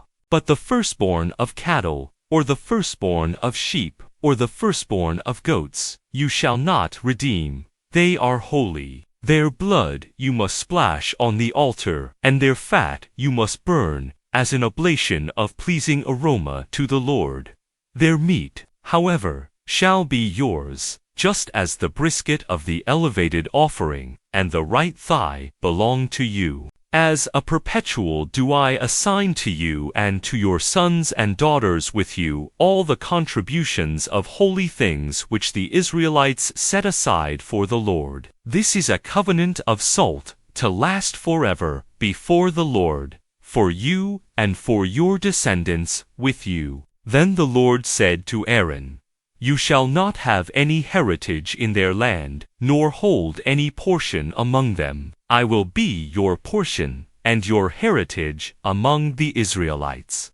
Tithes do the Levites. To the Levites, however, I hereby assign all tithes in Israel as their heritage in recompense for the labor they perform, the labor pertaining to the tent of meeting. The Israelites may no longer approach the tent of meeting, thereby incurring the penalty of death. Only the Levites are to perform the labor pertaining to the tent of meeting, and they shall incur the penalty for the Israelites' sin. This is a permanent statute for all your generations. But they shall not have any heritage among the Israelites. For I have assigned to the Levites as their heritage the tithes which the Israelites put aside as a contribution to the Lord.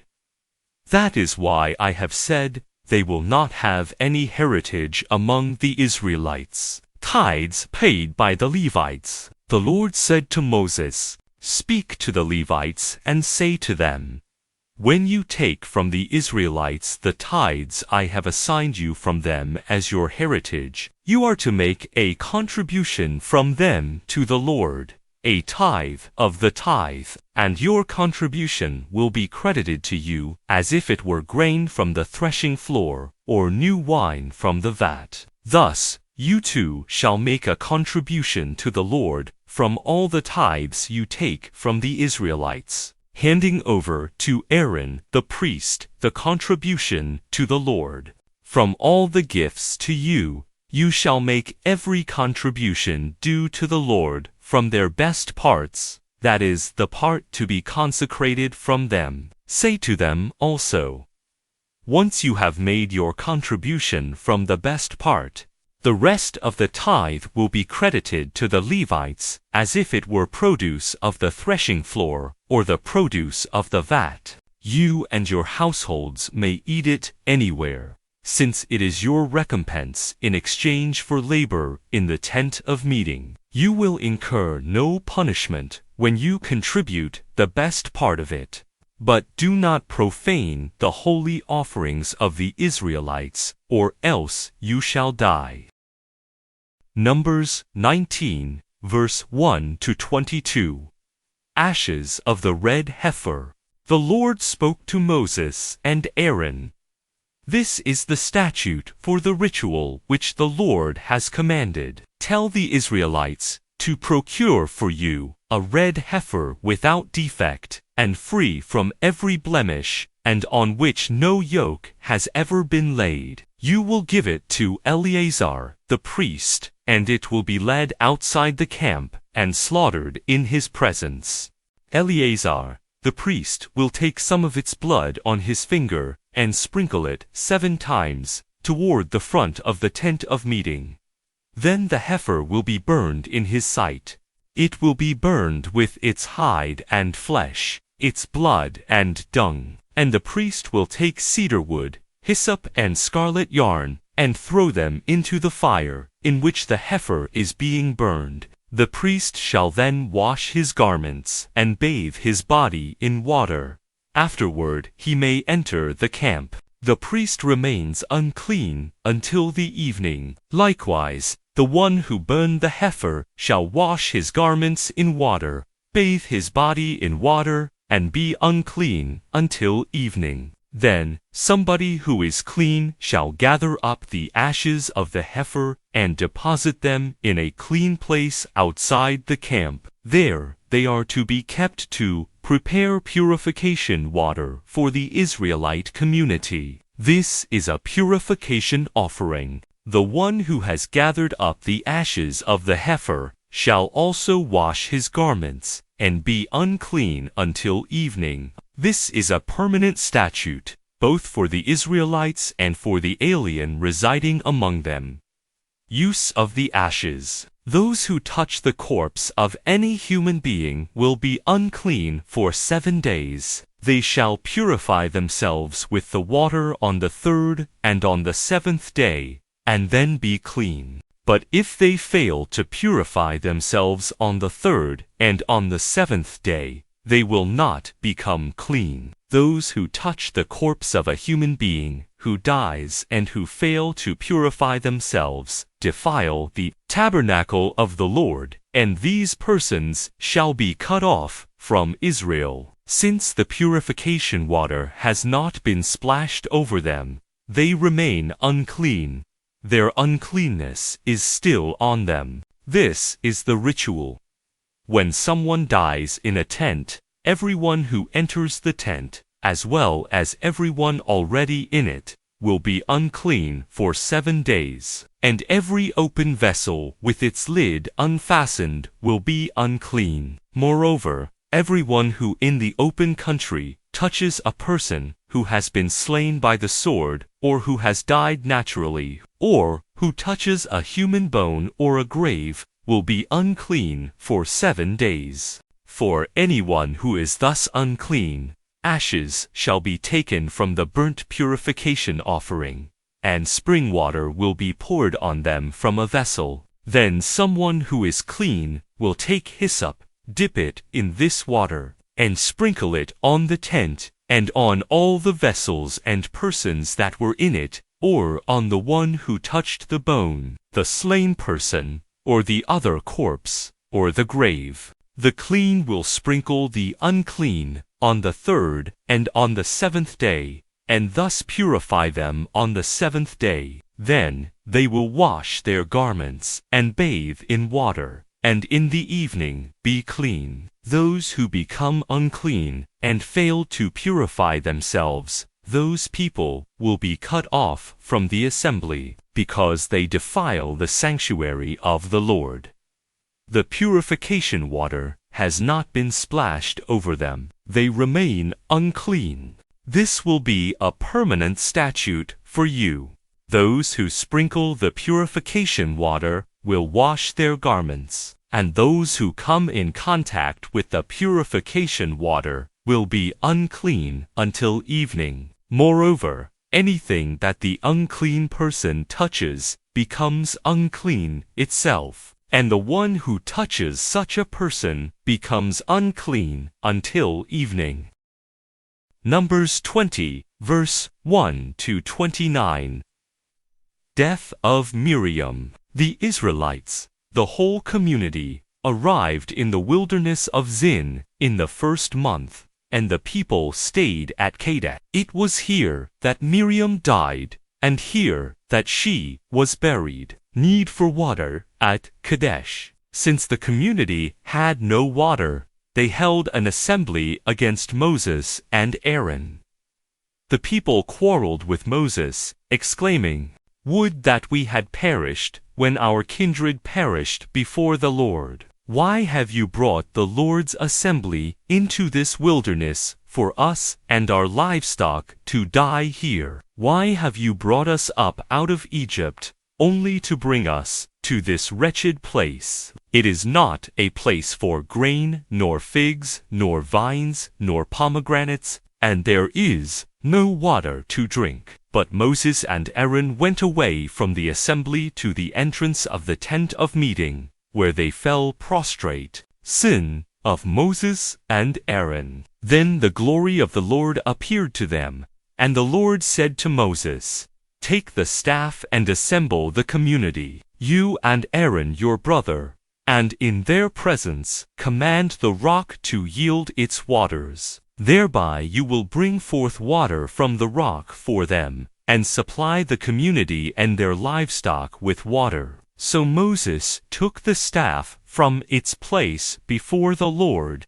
as he was ordered. Then Moses and Aaron gathered the assembly in front of the rock, where he said to them, "Just listen, you rebels. Are we to produce water for you out of this rock?" Then, raising his hand, Moses struck the rock twice with his staff, and water came out in abundance, and the community and their livestock drank. But the Lord said to Moses and Aaron, "Because you did not have confidence in me, to acknowledge my holiness before the Israelites, therefore you shall not lead this assembly into the land I have given them. These are the waters of Meribah, where the Israelites quarreled with the Lord, and through which he displayed his holiness."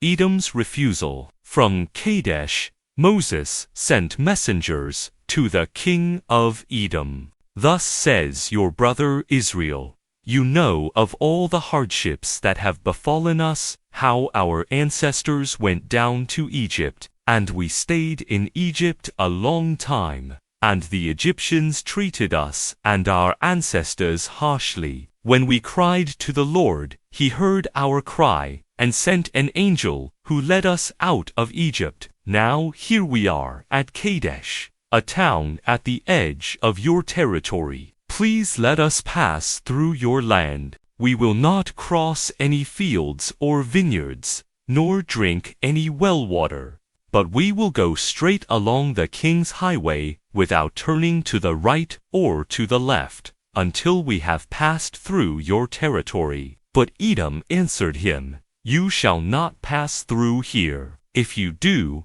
I will advance against you with the sword." The Israelites said to him, "We will go up along the highway." If we or our livestock drink any of your water, we will pay for it. It is nothing, just let us pass through on foot." But Edom replied, "You shall not pass through," and advanced against them with a large and heavily armed force. Therefore, since Edom refused to let Israel pass through their territory, Israel turned away from them. Death of Aaron. Setting out from Kadesh, the Israelites, the whole community, came to Mount Hor. There at Mount Hor, on the border of the land of Edom, the Lord said to Moses and Aaron, "Let Aaron be gathered to his people, for he shall not enter the land I have given to the Israelites, because you both rebelled against my directions at the waters of Meribah. Take Aaron and Eleazar his son, and bring them up on Mount Hor. Then strip Aaron of his garments, and put them on Eleazar his son. But there Aaron shall be gathered up in death." Moses did as the Lord commanded. When they had climbed Mount Hor, in view of the whole community, Moses stripped Aaron of his garments, and put them on Eleazar his son. Then Aaron died there on top of the mountain. When Moses and Eleazar came down from the mountain, all the community understood that Aaron had breathed his last. And for 30 days the whole house of Israel mourned Aaron. Numbers 21, verse 1 to 35. Victory over Arad. When the Canaanite, the king of Arad, who ruled over the Negeb, heard that the Israelites were coming along the way of Athram, he engaged Israel in battle and took some of them captive. Israel then made this vow to the Lord: "If you deliver this people into my hand, I will put their cities under the ban." The Lord paid attention to Israel and delivered up the Canaanites, and they put them and their cities under the ban. Hence that place was named Hormah. The bronze serpent. From Mount Hor, they set out, by way of the Red Sea, to bypass the land of Edom, but the people's patience was worn out by the journey. So the people complained against God and Moses. "Why have you brought us up from Egypt to die in the wilderness, where there is no food or water? We are disgusted with this wretched food." So the Lord sent among the people seraph serpents, which bit the people, so that many of the Israelites died. Then the people came to Moses and said, "We have sinned in complaining against the Lord and you. Pray to the Lord to take the serpents from us." So Moses prayed for the people, and the Lord said to Moses, "Make a seraph, and mount it on a pole, and everyone who has been bitten will look at it and recover." Accordingly, Moses made a bronze serpent and mounted it on a pole, and whenever the serpent bit someone, the person looked at the bronze serpent and recovered. Journey around Moab. The Israelites moved on and encamped in Obeth. Then they moved on from Obeth and encamped in Iah-Berim, in the wilderness, facing Moab on the east. Moving on from there, they encamped in the Wadi Zered. Moving on from there, they encamped on the other side of the Arnon, in the wilderness that extends from the territory of the Amorites, for the Arnon forms Moab's boundary, between Moab and the Amorites. Hence it is said in the book of the wars of the Lord, Waheb, in Suphah, and the Wadis, Arnon, and the Wadi gorges, that reach back toward the site of Ar and lean against the border of Moab. From there they went to Beer, which is the well of which the Lord said to Moses, "Gather the people together, so that I may give them water." Then Israel sang this song: "Spring up, O well, so sing to it, the well that the princes sank, that the nobles of the people dug. with their scepters and their staffs, from the wilderness, a gift, from Beer to Nahaliel, from Nahaliel to Bamoth, from Bamoth to the valley, in the country of Moab, at the headland of Pisgah, that overlooks Jeshimon. Victory over Sihon. Now Israel sent messengers to Sihon, king of the Amorites, with the message, "Let us pass through your land. We will not turn aside into any field or vineyard, nor will we drink any well water, but we will go straight along the king's highway until we have passed through your territory." Sihon, however, would not permit Israel to pass through his territory, but mustered all his forces and advanced against Israel into the wilderness. When he reached Jahaz, he engaged Israel in battle, but Israel put him to the sword, and took possession of his land from the Arnon to the Jabbok, and as far as Jazer of the Ammonites, for Jazer is the boundary of the Ammonites. Israel seized all the towns here, and Israel settled in all the towns of the Amorites, in Heshbon and all its dependencies. For Heshbon was the city of Sihon, king of the Amorites, who had fought against the former king of Moab, and had taken all his land from him, as far as the Arnon. That is why the poets say, "Come to Heshbon, let it be rebuilt. Let Sihon's city be firmly constructed." For fire went forth from Heshbon, and a blaze from the city of Sihon. It consumed Ar of Moab, and swallowed up the high places of the Arnon. Woe to you, Moab! You are no more, people of Chemosh. He let his sons become fugitives, and his daughters be taken captive by the Amorite king, Sihon. From Heshbon to Dibon their dominion is no more. Ar is laid waste. Fires blaze as far as Medeba. So Israel settled in the land of the Amorites. Moses sent spies to Jazer, and the Israelites captured it with its dependencies and dispossessed the Amorites who were there. Victory over Og. Then they turned and went up along the road to Bashan. But Og, king of Bashan, advanced against them with all his forces to give battle at Edrei. The Lord, however, said to Moses, "Do not fear him, for into your hand I deliver him with all his forces and his land. You will do to him as you did to Sihon, king of the Amorites, who reigned in Heshbon." So they struck him down with his sons and all his forces, until not a survivor was left to him, and they took possession of his land. Numbers 22, verse 1 to 41. Then the Israelites moved on, and encamped in the plains of Moab, on the other side of the Jordan, opposite Jericho. Balaam summoned. Now Balak, son of Zippor, saw all that Israel did to the Amorites, and Moab feared the Israelites greatly because they were numerous. Moab was in dread of the Israelites. So Moab said to the elders of Midian, "Now this horde will devour everything around us, as an ox devours the grass of the field."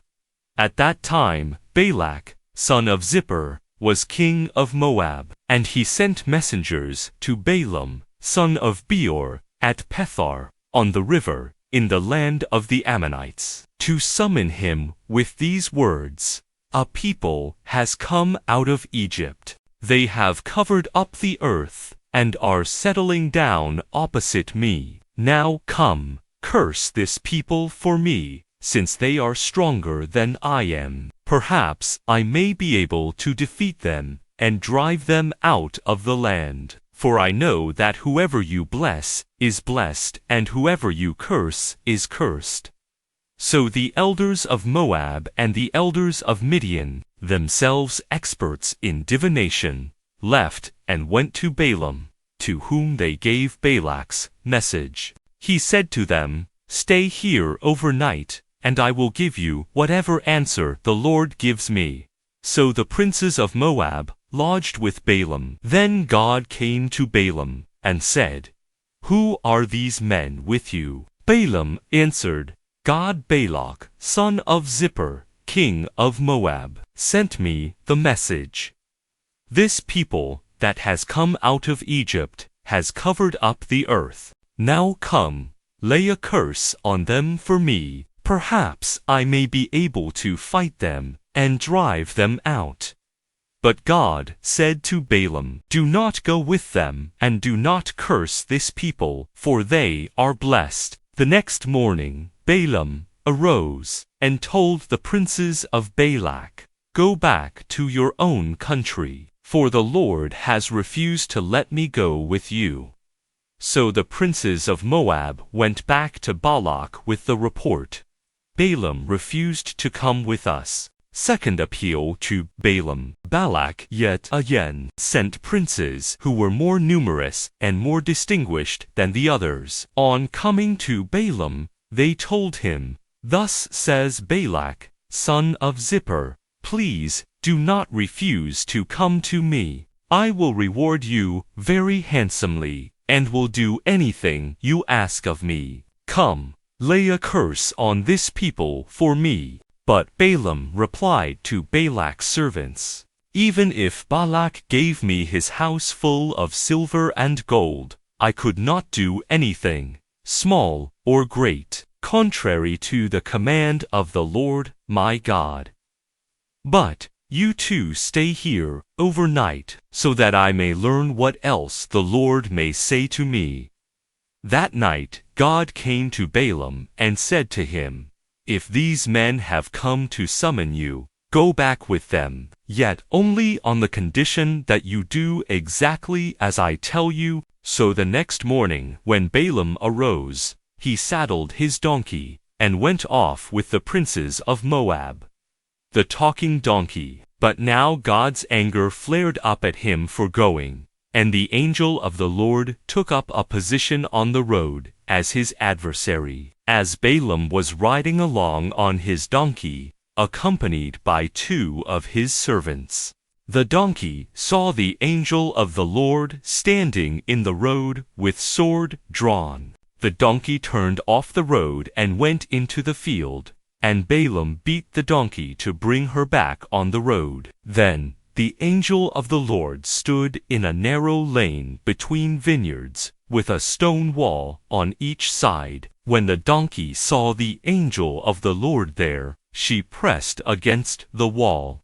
And since she squeezed Balaam's leg against the wall, he beat her again. Then the angel of the Lord again went ahead, and stood next in a passage so narrow that there was no room to move, either to the right or to the left. When the donkey saw the angel of the Lord there, she lay down under Balaam. Balaam's anger flared up, and he beat the donkey with his stick. Then the Lord opened the mouth of the donkey, and she asked Balaam, "What have I done to you, that you beat me these 3 times? You have acted so willfully against me," said Balaam to the donkey, "that if I only had a sword at hand, I would kill you here and now." But the donkey said to Balaam, "Am I not your donkey, on which you have always ridden until now? Have I been in the habit of treating you this way before?" "No," he replied. Then the Lord opened Balaam's eyes, so that he saw the angel of the Lord standing on the road with sword drawn, and he knelt and bowed down to the ground. But the angel of the Lord said to him, "Why have you beaten your donkey these 3 times? I have come as an adversary, because this rash journey of yours is against my will." When the donkey saw me, she turned away from me these 3 times. If she had not turned away from me, you are the one I would have killed, though I would have spared her. Then Balaam said to the angel of the Lord, "I have sinned. Yet I did not know that you took up a position to oppose my journey. Since it has displeased you, I will go back home." But the angel of the Lord said to Balaam, "Go with the men, but you may say only what I tell you." So Balaam went on with the princes of Balak. When Balak heard that Balaam was coming, he went out to meet him at Ar Moab, on the border formed by the Arnon, at its most distant point. And Balak said to Balaam, "Did I not send an urgent summons to you? Why did you not come to me? Did you think I could not reward you?" Balaam answered Balak, "Well, I have come to you after all. But what power have I to say anything? I can speak only what God puts in my mouth." Then Balaam went with Balak, and they came to Kiriath-Huzoth. Here Balak sacrificed oxen and sheep, and sent portions to Balaam and to the princes who were with him.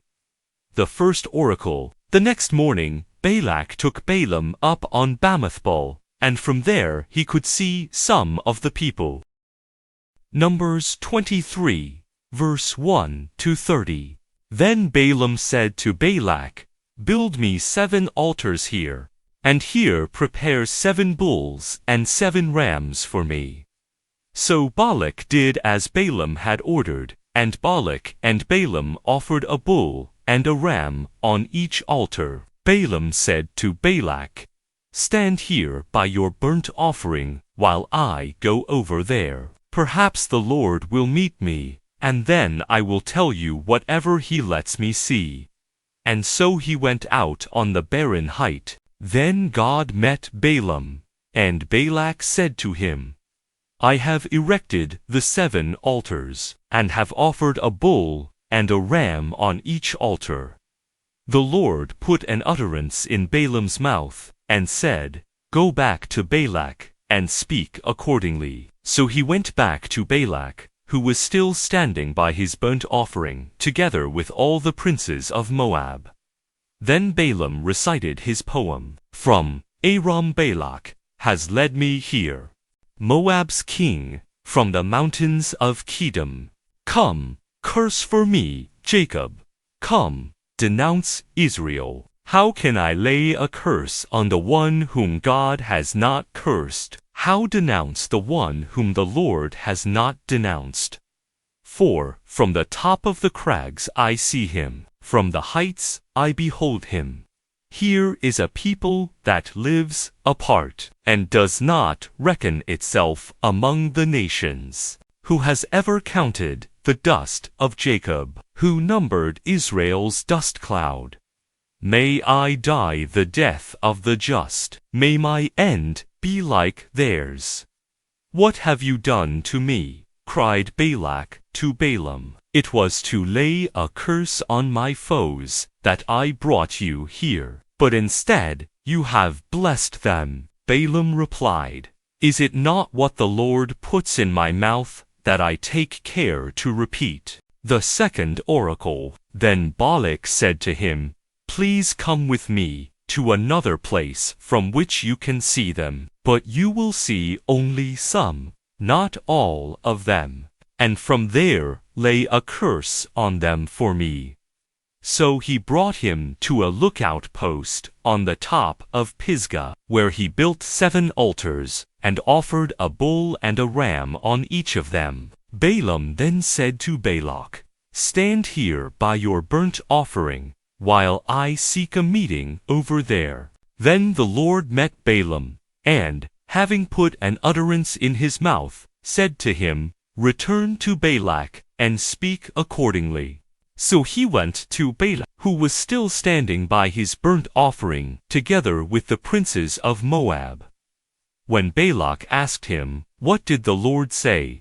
Balaam recited his poem, "Rise, Balak, and listen. Give ear to my testimony, son of Zippor. God is not a human being who speaks falsely, nor a mortal who feels regret. Is God one to speak and not act, to decree and not bring it to pass. I was summoned to bless. I will bless. I cannot revoke it. Misfortune I do not see in Jacob, nor do I see misery in Israel. The Lord, their God, is with them. Among them is the war cry of their king.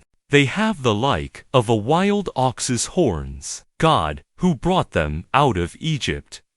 No, there is no augury against Jacob, nor divination against Israel. Now it is said of Jacob, of Israel, look what God has done. Here is a people that rises up like a lioness, and gets up like a lion. It does not rest till it has devoured its prey, and has drunk the blood of the slain. Neither lay a curse on them, nor bless them, said Balak to Balaam. But Balaam answered Balak, Did I not tell you, everything the Lord tells me, I must do? The third oracle. Then Balak said to Balaam, Come, let me bring you to another place. Perhaps God will approve of your laying a curse on them for me from there. So he took Balaam to the top of Peor, that overlooks Jeshimon. Balaam then said to Balak, Build me 7 altars here, and here prepare for me 7 bulls and 7 rams. And Balak did as Balaam had ordered, offering a bull and a ram on each altar. Numbers 24, verse 1 to 25. Balaam, however, perceiving that the Lord was pleased to bless Israel, did not go aside as before to seek omens, but turned his gaze toward the wilderness. When Balaam looked up and saw Israel encamped, tribe by tribe, the Spirit of God came upon him, and he recited his poem, The Oracle of Balaam, son of Beor, the oracle of the man whose eye is true, the oracle of one who hears what God says, and knows what the Most High knows, of one who sees what the Almighty sees, in rapture and with eyes unveiled. How pleasant are your tents, Jacob, your encampments, Israel! Like palm trees spread out, like gardens beside a river. Like aloes the Lord planted, like cedars beside water. Water will drip from their buckets. Their seed will have plentiful water. Their king will rise higher than Agag, and their dominion will be exalted. They have the like of a wild ox's horns. God, who brought them out of Egypt, they will devour hostile nations, break their bones, and crush their loins. Crouching, they lie like a lion, or like a lioness. Who will arouse them? Blessed are those who bless you, and cursed are those who curse you. In a blaze of anger at Balaam, Balak clapped his hands and said to him, It was to lay a curse on my foes that I summoned you here. Yet 3 times now you have actually blessed them. Now flee to your home. I promise to reward you richly, but the Lord has withheld the reward from you. Balaam replied to Balak, Did I not even tell the messengers whom you sent to me, even if Balak gave me his house full of silver and gold, I could not of my own accord do anything, good or evil, contrary to the command of the Lord. Whatever the Lord says, I must say. The fourth oracle. But now that I am about to go to my own people, let me warn you what this people will do to your people in the days to come. Then he recited his poem, The Oracle of Balaam, son of Beor, the oracle of the man whose eye is true, the oracle of one who hears what God says, and knows what the Most High knows, of one who sees what the Almighty sees, in rapture, and with eyes unveiled. I see him, though not now. I observe him, though not near. A star shall advance from Jacob, and a scepter shall rise from Israel, that will crush the brows of Moab, and the skull of all the Sethites. Edom will be dispossessed, and no survivor is left in Seir. Israel will act boldly, and Jacob will rule his foes. Upon seeing Amalek, Balaam recited his poem. First of the nations is Amalek, but their end is to perish forever. Upon seeing the Kenites, he recited his poem. Though your dwelling is safe, and your nest is set on a cliff, yet Cain will be destroyed when Ushur takes you captive. Upon seeing the Ishmaelites, he recited his poem. Alas, who shall survive of Ishmael, to deliver them from the hands of the Kittim? When they have conquered Ashur and conquered Eber, they too shall perish forever. Then Balaam set out on his journey home, and Balak also went his way. Numbers 25, verse 1 to 18. Worship of Baal of Peor. While Israel was living at Shittim, the people profaned themselves by prostituting themselves with the Moabite women. These then invited the people to the sacrifices of their God, and the people ate of the sacrifices and bowed down to their God. Israel thereby attached itself to the Baal of Peor, and the Lord's anger flared up against Israel. The Lord said to Moses, "Gather all the leaders of the people, and publicly execute them before the Lord, that the blazing wrath of the Lord may turn away from Israel." So Moses told the Israelite judges, "Each of you kill those of his men who have attached themselves to the Baal of Peor." Zeal of Phinehas. At this, a certain Israelite came and brought in a Midianite woman to his kindred in the view of Moses and of the whole Israelite community, while they were weeping at the entrance of the tent of meeting.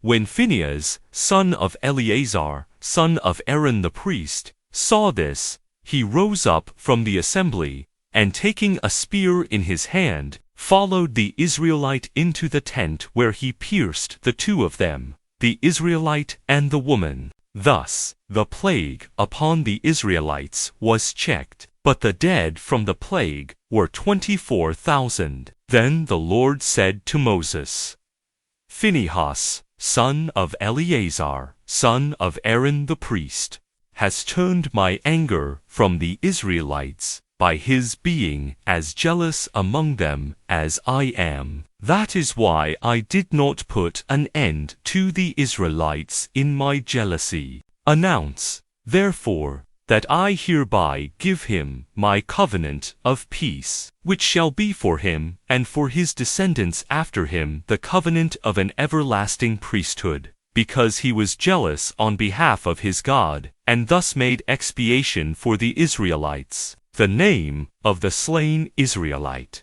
the one slain with the Midianite woman, was Zimri, son of Salu, prince of a Simeonite ancestral house. The name of the slain Midianite woman was Cosbi, daughter of Zur, who was head of a clan, an ancestral house, in Midian. Vengeance on the Midianites. The Lord then said to Moses, "Treat the Midianites as enemies, and strike them, for they have been your enemies, by the deceitful dealings they had with you, regarding Peor, and their kinswoman Cosbi, the daughter of a Midianite prince, who was slain at the time of the plague, because of Peor." Numbers 26, verse 1 to 65. The second census. After the plague, the Lord said to Moses and Eleazar, son of Aaron the priest, "Take a census, by ancestral houses, throughout the community of the Israelites, of all those of 20 years or more, who are eligible for military service in Israel, So, on the plains of Moab, along the Jordan at Jericho, Moses and Eleazar, the priest, enrolled them, those of 20 years or more, as the Lord had commanded Moses. The Israelites who came out of the land of Egypt were as follows. Reuben, the firstborn of Israel. The descendants of Reuben by their clans were, through Hanok, the clan of the Hanokites; through Palu, the clan of the Paluites; through Hezron, the clan of the Hezronites; through Carmi, the clan of the Carmites. These were the clans of the Reubenites, and those enrolled numbered 43,730. From Palu descended Eliab. The sons of Eliab were Nemuel, Dathan, and Abiram. The same Dathan and Abiram ones, designated by the community, who contended with Moses and Aaron as part of Korah's faction when they contended with the Lord. The earth opened its mouth and swallowed them, along with Korah, as a warning. The faction was destroyed when the fire consumed 250 men. The descendants of Korah, however, did not die out. The descendants of Simeon by clans were, through Nemuel, the clan of the Nemulites; through Jamin, the clan of the Jaminites; through Jachin, the clan of the Jachinites; through Zerah, the clan of the Zerahites; through Shaul, the clan of the Shaulites. These were the clans of the Simeonites, 22,200. The descendants of Gad by clans were, through Zephon, the clan of the Zephonites; through Haggi, the clan of the Haggites; through Shuni, the clan of the Shunites; through Ozni, the clan of the Oznites; through Eri, the clan of the Erites; through Arod, the clan of the Arodites; through Areli, the clan of the Irelites. These were the clans of the descendants of Gad, of whom there were enrolled 40,500. The sons of Judah were Ar and Onan. Ar and Onan died in the land of Canaan. The descendants of Judah by their clans were, through Shelah, the clan of the Shelahites; through Perez, the clan of the Perizzites; through Zerah, the clan of the Zerahites. The descendants of Perez were, through Hezron, the clan of the Hezronites; through Hamuel, the clan of the Hamulites. These were the clans of Judah, of whom there were enrolled 76,500. The descendants of Issachar by their clans were, through Tola, the clan of the Tolites; through Puvah, the clan of the Puvahites; through Jashub, the clan of the Jashubites; through Shimron, the clan of the Shimronites. These were the clans of Issachar, of whom there were enrolled 64,300. The descendants of Zebulun by their clans were, through Serd, the clan of the Seredites; through Elon, the clan of the Elonites; through Joliel, the clan of the Jolilites. These were the clans of the Zebulunites, of whom there were enrolled 60,500. The sons of Joseph were Manasseh and Ephraim. The descendants of Manasseh by clans were, through Machir, the clan of the Machirites. Now Machir begot Gilead.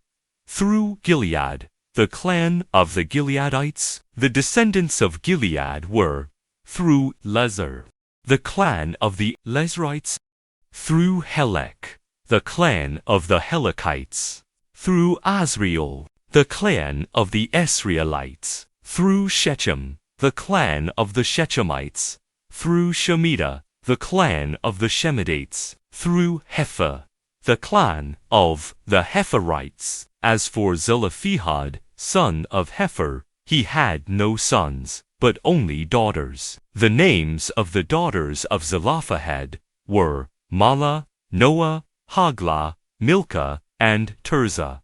These were the clans of Manasseh, and those enrolled numbered 52,700. These were the descendants of Ephraim by their clans, through Shuthelah, the clan of the Shuthalahites, through Becher, the clan of the Becherites, through Taon, the clan of the Taonites. These were the descendants of Shuthelah, through Aaron, the clan of the Aaronites. These were the clans of the Ephraimites, of whom there were enrolled 32,500. These were the descendants of Joseph by their clans. The descendants of Benjamin by their clans were through Bala, the clan of the Balots, through Ashbel, the clan of the Ashbelites, through Ahiram, the clan of the Ahiramites, through Shupam, the clan of the Shupamites, through Huppam,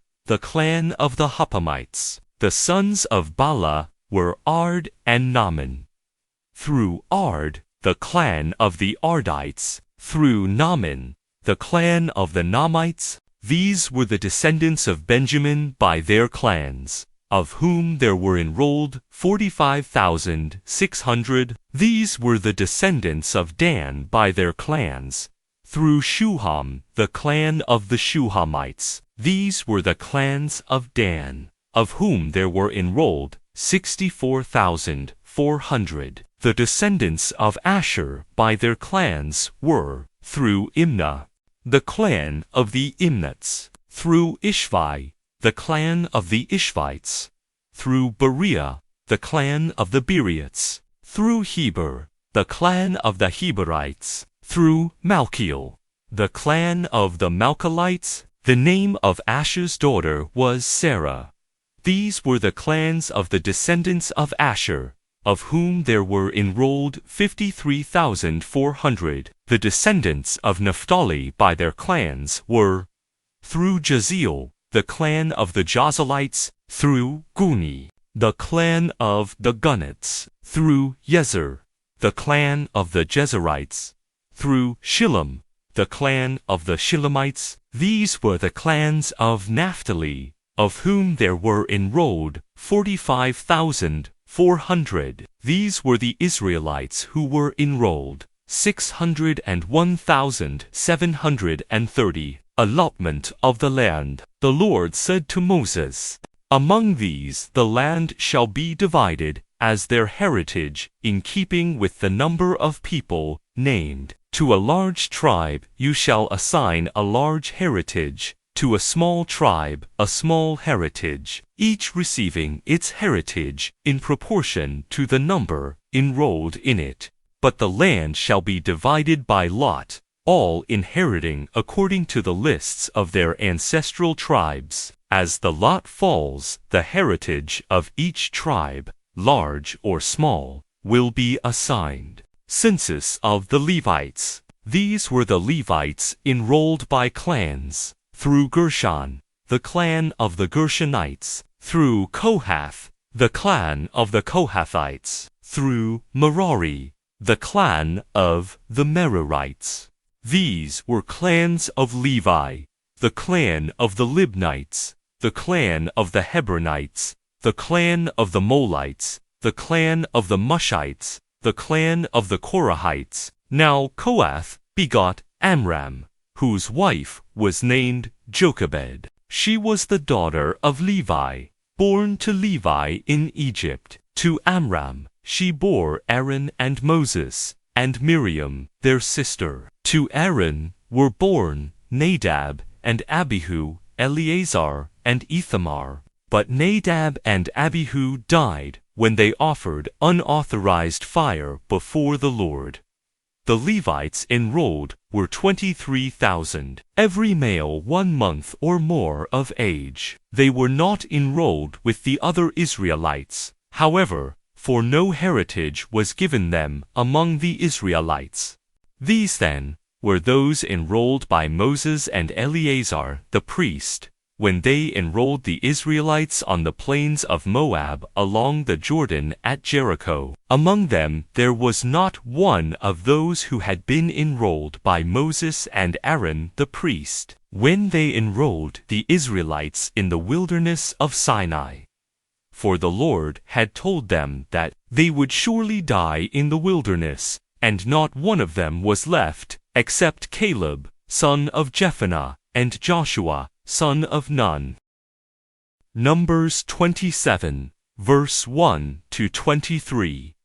Zelophehad's daughters. The daughters of Zelophehad, son of Hepher, son of Gilead, son of Machir, son of Manasseh, came forward. Zelophehad belonged to the clans of Manasseh, son of Joseph.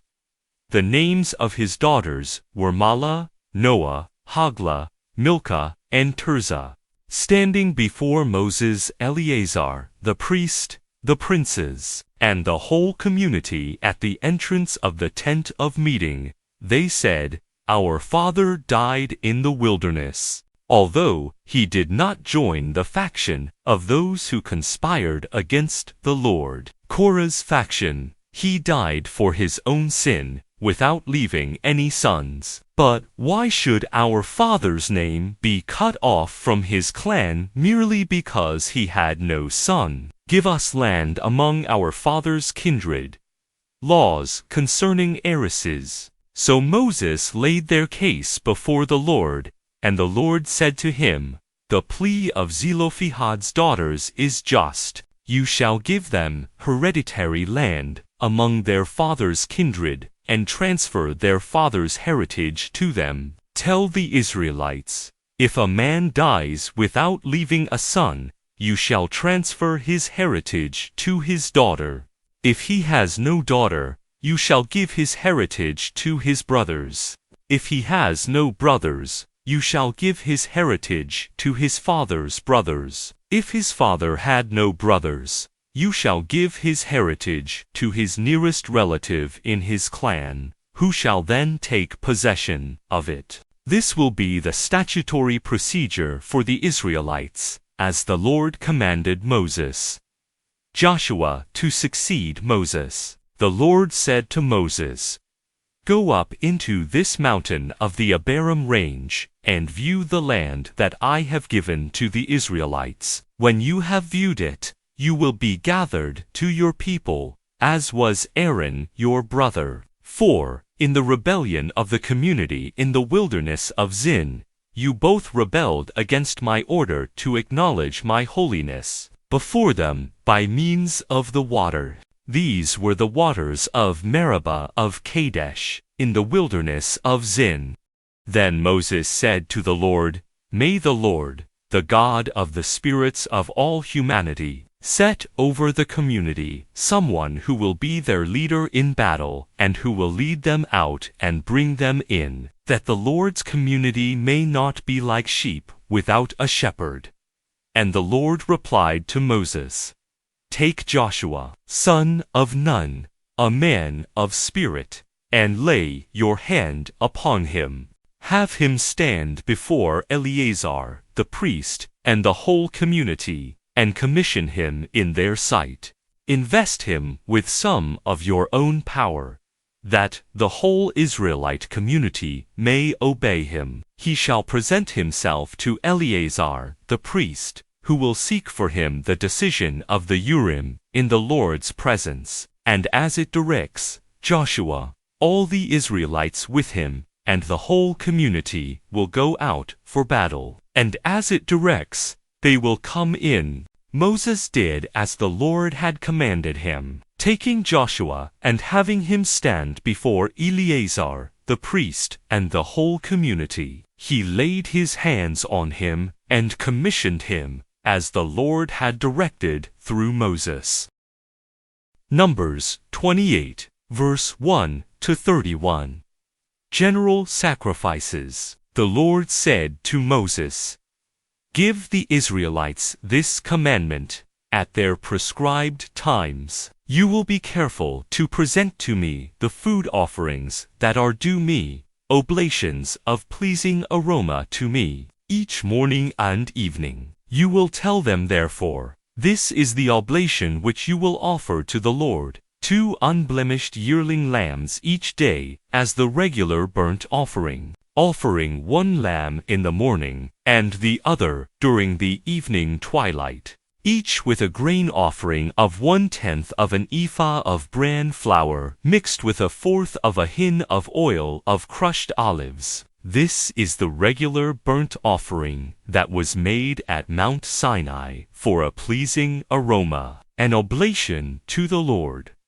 And as the libation for the first lamb, you will make a libation to the Lord in the sanctuary of 1/4 of a hin of strong drink. The other lamb you will offer during the evening twilight, making the same grain offering and the same libation as in the morning, as an oblation of pleasing aroma to the Lord. On the Sabbath, on the Sabbath day, 2 unblemished yearling lambs, with a grain offering of 2/10 of an ephah of bran flour mixed with oil, and its libation. This is the Sabbath burnt offering, each Sabbath, in addition to the regular burnt offering and its libation. At the new moon feast, on your new moons you will offer as a burnt offering to the Lord 2 bulls of the herd, 1 ram, and 7 unblemished yearling lambs, with 3/10 of an ephah of bran flour mixed with oil as the grain offering for each bull, 2/10 of an ephah of bran flour mixed with oil as the grain offering for the ram,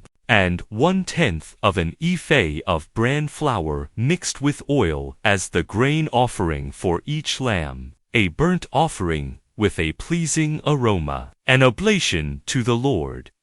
Their libations will consist of 1/2 a hin of wine for each bull, 1/3 of a hin for the ram, and 1/4 of a hin for each lamb. This is the burnt offering for the new moon, for every new moon through the months of the year. Moreover, there will be 1 goat for a purification offering to the Lord. It will be offered in addition to the regular burnt offering and its libation.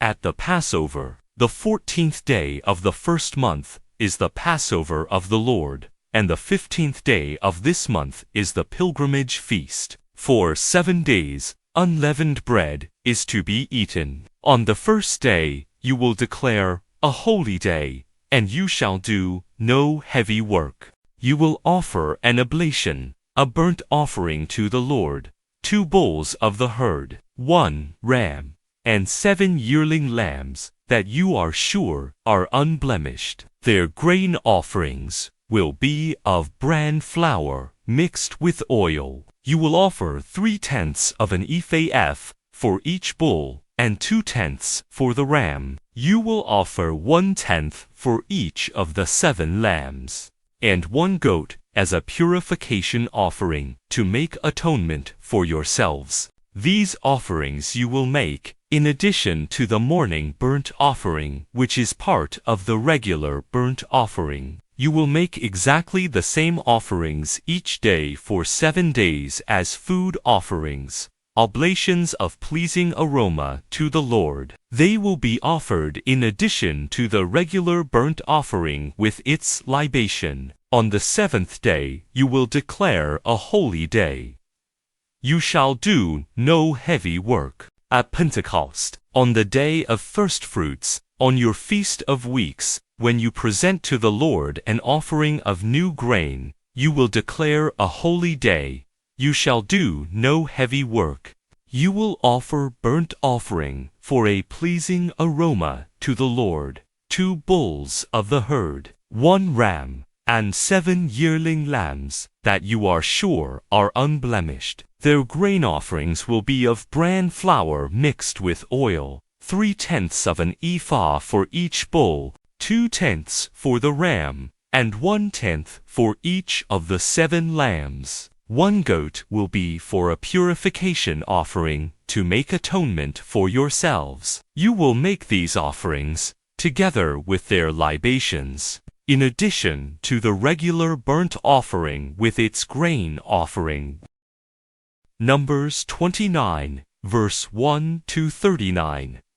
On New Year's Day, in the 7th month, on the 1st day, you will declare a holy day, and do no heavy work. It shall be a day on which you sound the trumpet.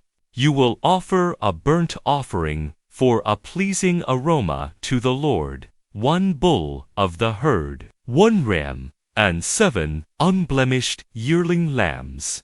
Their grain offerings will be of bran flour mixed with oil, 3/10 of an ephah for the bull, 2/10 for the ram, and 1/10 for each of the 7 lambs. 1 goat will be a purification offering to make atonement for yourselves. These are in addition to the burnt offering for the new moon with its grain offering, and in addition to the regular burnt offering with its grain offering, together with the libations prescribed for them, for a pleasing aroma, an oblation to the Lord.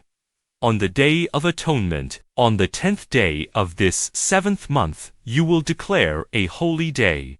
Humble yourselves, and do no sort of work. You will offer a burnt offering to the Lord, a pleasing aroma, 1 bull of the herd, 1 ram, and 7 yearling lambs, that you are sure are unblemished. Their grain offerings of bran flour mixed with oil, 3/10 of an ephah for the bull, 2/10 for the 1 ram, and 1/10 for each of the 7 lambs.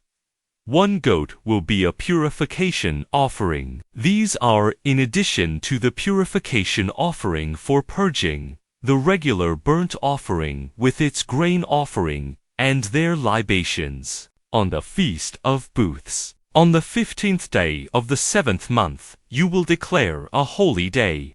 You shall do no heavy work. For the following 7 days, you will celebrate a pilgrimage feast to the Lord. You will offer a burnt offering, an oblation of pleasing aroma to the Lord, 13 bulls of the herd, 2 rams, and 14 yearling lambs that are unblemished. Their grain offerings will be of bran flour mixed with oil, 3/10 of an ephah for each of the 13 bulls, 2/10 for each of the 2 rams, and 1/10 for each of the 14 lambs.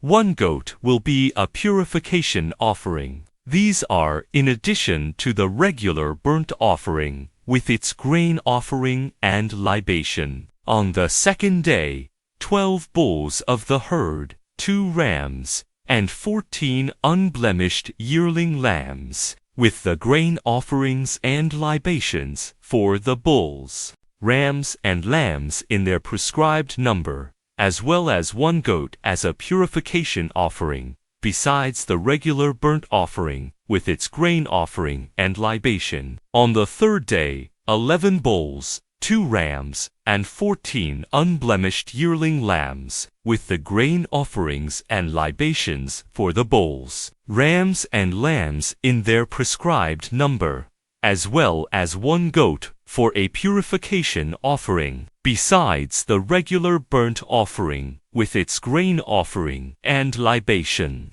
On the 4th day, 10 bulls, 2 rams, and 14 unblemished yearling lambs, the grain offerings and libations for the bulls, rams, and lambs in their prescribed number, as well as 1 goat as a purification offering, besides the regular burnt offering, its grain offering, and libation. On the 5th day, 9 bulls, 2 rams, and 14 unblemished yearling lambs, with the grain offerings and libations for the bulls, rams, and lambs in their prescribed number, as well as 1 goat as a purification offering, besides the regular burnt offering, with its grain offering and libation. On the 6th day, 8 bulls, 2 rams, and 14 unblemished yearling lambs, with the grain offerings and libations for the bulls, rams and lambs in their prescribed number, as well as 1 goat as a purification offering, besides the regular burnt offering, its grain offering and libation. On the 7th day, 7 bulls, 2 rams, and 14 unblemished yearling lambs, with the grain offerings and libations for the bulls, rams and lambs in their prescribed number, as well as 1 goat as a purification offering, besides the regular burnt offering, its grain offering, and libation. On the 8th day you will hold a public assembly. You shall do no heavy work. You will offer a burnt offering, an oblation of pleasing aroma to the Lord, 1 bull, 1 ram, and 7 unblemished yearling lambs, with the grain offerings and libations for the bulls, rams and lambs in their prescribed number, as well as 1 goat as a purification offering, besides the regular burnt offering, with its grain offering and libation. These are the offerings you will make to the Lord on your festivals, besides your votive or voluntary offerings of burnt offerings, grain offerings, libations, and communion offerings. Numbers 30, verse 1 to 17. So Moses instructed the Israelites exactly as the Lord had commanded him. Validity and annulment of vows. Moses said to the heads of the Israelite tribes, "This is what the Lord has commanded. When a man makes a vow to the Lord, or binds himself under oath to a pledge, he shall not violate his word, but must fulfill exactly the promise he has uttered. When a woman makes a vow to the Lord, or binds herself to a pledge, while still in her father's house in her youth, and her father learns of her vow, or the pledge, to which she bound herself and says nothing to her about it, then any vow, or any pledge to which she bound herself, remains valid. But if on the day he learns of it, her father opposes her, then any vow, or any pledge to which she bound herself, becomes invalid, and the Lord will release her from it, since her father opposed her. If she marries while under a vow, or under a rash pledge to which she bound herself, and her husband learns of it, yet says nothing to her, on the day he learns it,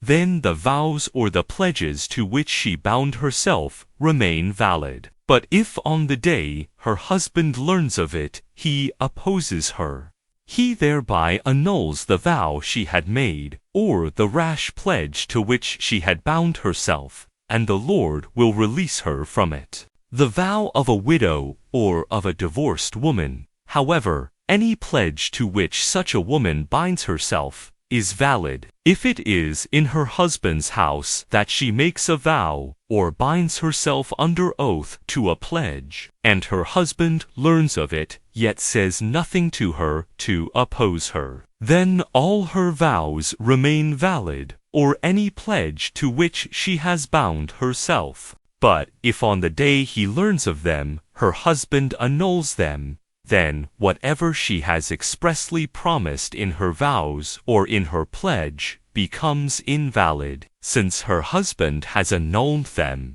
the Lord will release her from them. Any vow or any pledge that she makes under oath to humble herself, her husband may either confirm or annul. But if her husband, day after day, says nothing at all to her, he thereby confirms all her vows or all the pledges incumbent upon her. He has confirmed them, because on the day he learned of them, he said nothing to her. If, however, he annuls them some time after he first learned of them, he will be responsible for her guilt. These are the statutes which the Lord commanded Moses concerning a husband and his wife, as well as a father and his daughter while she is still in her youth in her father's house. Numbers 31, verse 1 to 54.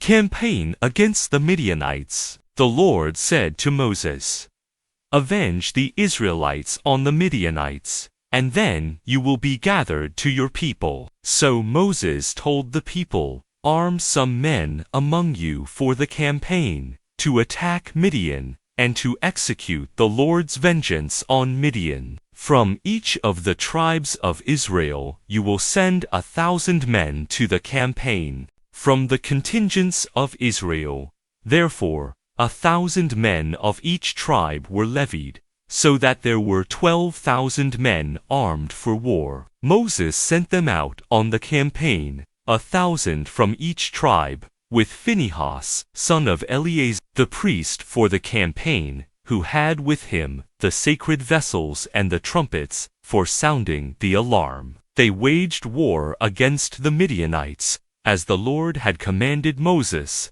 and killed every male. Besides those slain in battle, they killed the kings of Midian, Evi-Rechem, Zur, Hur, and Reba, the 5 kings of Midian, and they also killed Balaam, son of Beor, with the sword. But the Israelites took captive the women of the Midianites with their children, and all their herds and flocks and wealth as loot, while they set on fire all the towns where they had settled, and all their encampments. Then they took all the plunder, with the people and animals they had captured, and brought the captives, together with the spoils and plunder, to Moses and Eleazar the priest, and to the Israelite community, at their camp on the plains of Moab by the Jordan, opposite Jericho. Treatment of the captives. When Moses and Eleazar the priest, with all the leaders of the community, went outside the camp to meet them, Moses became angry with the officers of the army, the commanders of thousands and the commanders of hundreds, who were returning from the military campaign. "So you have spared all the women," he exclaimed. "These are the very ones who on Balaam's advice were behind the Israelites' unfaithfulness to the Lord in the affair at Peor. So that plague struck the Lord's community. Now kill, therefore, every male among the children, and kill every woman who has had sexual relations with a man. But you may spare for yourselves all the girls who have not had sexual relations." Purification after combat. Moreover, remain outside the camp for 7 days. Every one of you who has killed anyone or touched someone killed will purify yourselves on the 3rd and on the 7th day, both you and your captives. You will also purify every garment, every article of leather, everything made of goat's hair, and every article of wood. Eleazar, the priest, told the soldiers who had taken part in the battle, "This is the prescribed ritual which the Lord has commanded. Moses, gold, silver, bronze, iron, tin, and lead, whatever can stand fire, you shall put into the fire, that it may become clean. However, it must also be purified with water of purification. But whatever cannot stand fire you must put into the water. On the 7th day you will wash your garments, and then you will again be clean. After that you may enter the camp." Division of the spoils. The Lord said to Moses, with the help of Eleazar the priest, and of the heads of the ancestral houses of the community, inventory all the spoils, captured, human being and beast alike. Then divide the spoils between the warriors who went on the campaign and the whole community. You will levy a tax for the Lord on the soldiers who went on the campaign, 1 out of every 500 persons, oxen, donkeys, and sheep. From their half you will take it and give it to Eleazar, the priest, as a contribution to the Lord. From the Israelites, half you will take one captive from every 50 human beings, oxen, donkeys, and sheep, all the animals, and give them to the Levites, who perform the duties of the Lord's tabernacle. So Moses and Eleazar the priest did this, as the Lord had commanded Moses.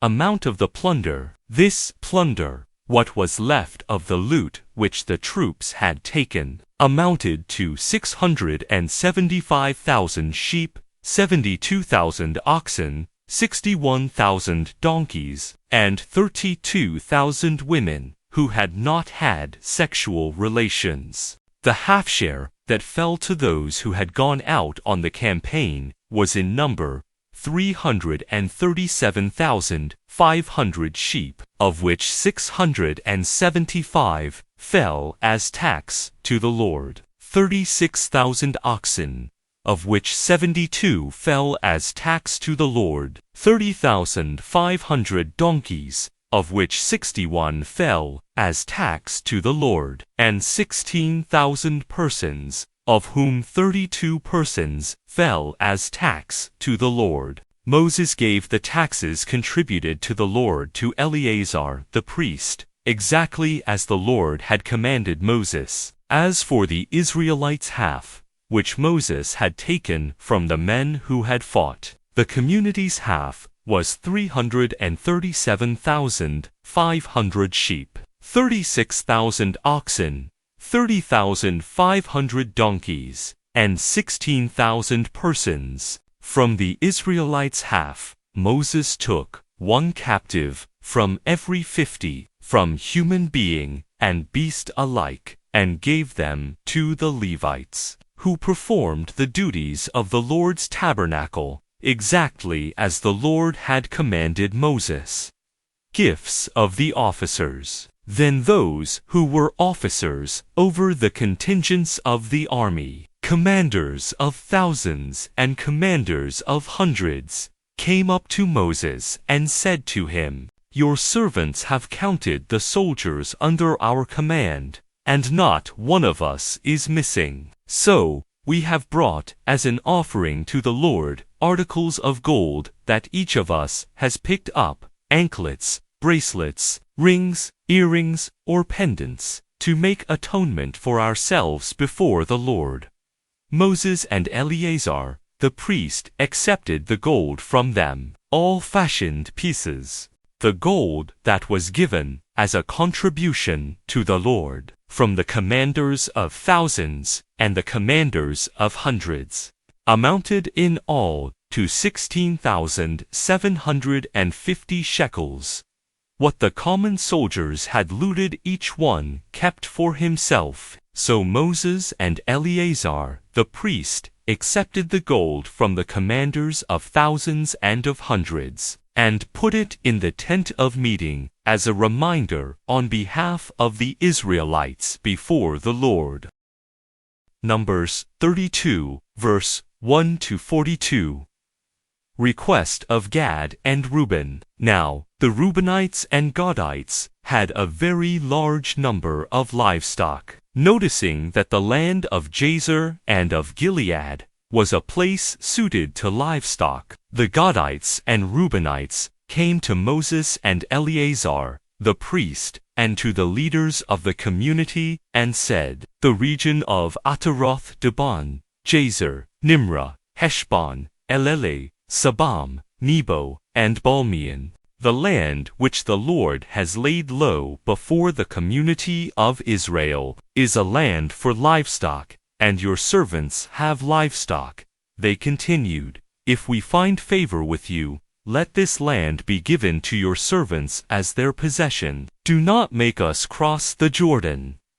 Moses rebuked. But Moses answered, "The Gadites and Reubenites are your kindred, then, to go to war, while you remain here. Why do you wish to discourage the Israelites from crossing to the land the Lord has given them? That is just what your ancestors did when I sent them from Kadesh Barnea to reconnoiter the land. They went up to the Wadi Eshcol and reconnoitered the land. then so discouraged the Israelites that they would not enter the land the Lord had given them. At that time, the anger of the Lord flared up, and he swore, "None of the men 20 years old or more who have come up from Egypt will see the land I promised under oath to Abraham and Isaac and Jacob, because they have not followed me unreservedly, except the Kenizzite Caleb, son of Jephunneh, the Kenizzite, and Joshua, son of Nun, since they have followed the Lord unreservedly." So the anger of the Lord flared up against the Israelites, and he made them wander in the wilderness 40 years, until the whole generation that had done evil in the sight of the Lord had disappeared. And now here you are, offspring of sinful stock, rising up in your ancestors' place, to add still more to the Lord's blazing anger against the Israelites. If you turn away from following him, he will again abandon them in the wilderness, and you will bring about the ruin of this entire people. Counter proposal. But they approached him and said, "We will only build sheepfolds here for our flocks and towns for our families. But we ourselves will march as troops in the vanguard before the Israelites, until we have led them to their destination. Meanwhile, our families will remain in the fortified towns because of the land's inhabitants. We will not return to our homes until all the Israelites have taken possession of their heritage. But we will not claim any heritage with them across the Jordan and beyond, because we have received a heritage for ourselves on the eastern side of the Jordan." Agreement reached. Moses said to them in reply, "If you do this, if you march as troops before the Lord into battle, and cross the Jordan in full force before the Lord until he has driven his enemies out of his way, and the land is subdued before the Lord, then you may return here, free from every obligation to the Lord and to Israel, and this land will be your possession before the Lord. But if you do not do this, you will have sinned against the Lord, and you can be sure that the consequences of your sin will overtake you. Build the towns, then, for your families, and the folds for your flocks, but fulfill what you have promised." The Gadites and Reubenites answered Moses, "Your servants will do as my Lord commands, while our wives and children, our livestock and other animals, remain there in the towns of Gilead. All your servants will go across as armed troops before the Lord to battle, just as my Lord says." So Moses gave this command in their regard to Eleazar the priest, to Joshua, son of Nun, and to the heads of the ancestral houses of the Israelite tribes. He said to them, "If all the Gadites and Reubenites cross the Jordan with you in full force before the Lord into battle, the land will be subdued before you, and you will give them Gilead as a possession. But if they will not go across in force with you before the Lord, you will bring their wives and children and livestock across before you into Canaan, and they will possess a holding among you in the land of Canaan." To this, the Gadites and Reubenites replied, "We will do what the Lord has ordered your servants. We ourselves will go across in force before the Lord into the land of Canaan, but we will retain our hereditary property on this side of the Jordan." So Moses gave them, the Gadites and Reubenites, as well as half the tribe of Manasseh, son of Joseph, the kingdom of Sihon, king of the Amorites, and the kingdom of Og, king of Bashan, the land with its towns, and the districts of the surrounding towns. The Gadites rebuilt the cities of Dibon, Ataroth, Aroer, Atroth-Shaphan, Jaser, Jogbeha, Beth-Nimrah, and Beth-Aran, fortified cities, and sheepfolds. The Reubenites rebuilt Heshbon, El-Ale, Kiryat-Haim, Nebo, Balmeon, names to be changed, and Sibma. And these towns, which they rebuilt, they called by their old names. Other conquests. The descendants of Machir, son of Manasseh, went to Gilead and captured it, dispossessing the Amorites who were there. Moses gave Gilead to Machir, son of Manasseh, and he settled there. Jair, a descendant of Manasseh, went and captured their tent villages, and called them Havoth-Jair. Noba went and captured Kenneth with its dependencies, and called it Noba, after his own name. Numbers 33, verse 1 to 56. Stages of the journey. The following are the stages by which the Israelites went out by companies from the land of Egypt under the guidance of Moses and Aaron. Moses recorded the starting points of the various stages at the direction of the Lord. These are the stages according to their starting points. They set out from Ramesses in the first month, on the 15th day of the first month. On the day after the Passover, the Israelites went forth in triumph, in view of all Egypt, while the Egyptians buried those whom the Lord had struck down, every firstborn, on their gods. 2. The Lord executed judgments. From Egypt to Sinai. Setting out from Ramesses, the Israelites camped at Sukkot. Setting out from Sukkot, they camped at Etham, near the edge of the wilderness. Setting out from Etham, they turned back to Pi-Hahiroth, which is opposite Baal-Zephon, and they camped opposite Migdol. Setting out from Pi-Hahiroth, they crossed over through the sea into the wilderness. And after they traveled a 3 days' journey in the wilderness of Etham, they camped at Merah. Setting out from Merah, they came to Elim. At Elim, there were 12 springs of water, and 70 palm trees, and they camped there. Setting out from Elim, they camped beside the Red Sea. Setting out from the Red Sea, they camped in the wilderness of Sin. Setting out from the wilderness of Sin, they camped at Dophkah. Setting out from Dophkah, they camped at Alush. Setting out from Alush, they camped at Rephidim, where there was no water for the people to drink. Setting out from Rephidim, they camped in the wilderness of Sinai. From Sinai to Kadesh. Setting out from the wilderness of Sinai, they camped at Kibroth-Hattaavah. Setting out from Kibroth-Hattaavah, they camped at Hazeroth. Setting out from Hazeroth, they camped at Rithmah. Setting out from Rithmah, they camped at Rimmon Perez. Setting out from Rimmon Perez, they camped at Libnah. Setting out from Libnah, they camped at Rissah. Setting out from Rissah, they camped at Kehialatha. Setting out from Kehialatha, they camped at Mount Shepher. Setting out from Mount Shepher, they camped at Harada. Setting out from Harada, they camped at Machalath. Setting out from Machalath, they camped at Taath. Setting out from Taath, they camped at Tirah. Setting out from Tirah, they camped at Mithkah. Setting out from Mithkah, they camped at Hashmonah. Setting out from Hashmonah, they camped at Moseroth.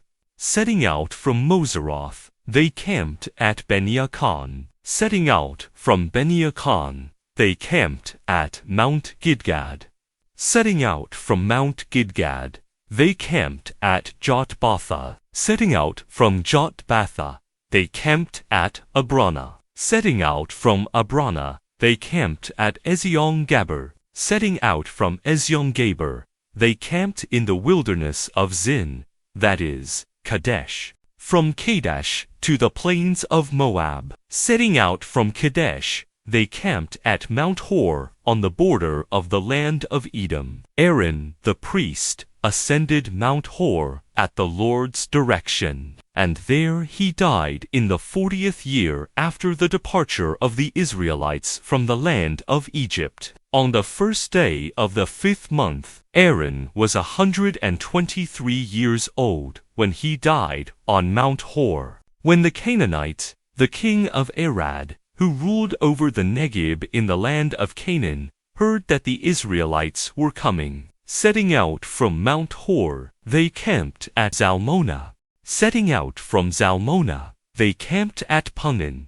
Setting out from Punin, they camped at Obath. Setting out from Obath, they camped at Iabiram on the border of Moab. Setting out from Iabiram, they camped at Dibongad. Setting out from Dibongad, they camped at Almon-Diblathhaim. Setting out from Almon-Diblathhaim, they camped in the Abarim range opposite Nebo. Setting out from the Abarim range, they camped on the plains of Moab by the Jordan opposite Jericho. They camped by the Jordan on the plains of Moab, extended from Beth-Jeshemoth to Abel-Shittim. Conquest and division of Canaan. The Lord spoke to Moses on the plains of Moab by the Jordan opposite Jericho. Speak to the Israelites, and say to them, when you go across the Jordan into the land of Canaan, dispossess all the inhabitants of the land before you. Destroy all their stone figures, destroy all their molten images, and demolish all their high places. You will take possession of the land, and settle in it, for I have given you the land to possess. You will apportion the land among yourselves by lot, clan by clan, assigning a large heritage to a large clan, and a small heritage to a small clan. Wherever anyone's lot falls, there will his possession be. You will apportion these shares within your ancestral tribe. But if you do not dispossess the inhabitants of the land before you, those whom you allow to remain will become barbs in your eyes and thorns in your sides, and they will harass you in the land where you live, and I will treat you as I had intended to treat them. Numbers 34, verse 1 to 29. The boundaries. The Lord spoke to Moses. Give the Israelites this order. When you enter the land of Canaan, this is the territory that shall fall to you as your heritage, the land of Canaan with its boundaries. Your southern boundary will be at the wilderness of Zin, along the border of Edom. On the east, your southern boundary will begin at the end of the Salt Sea.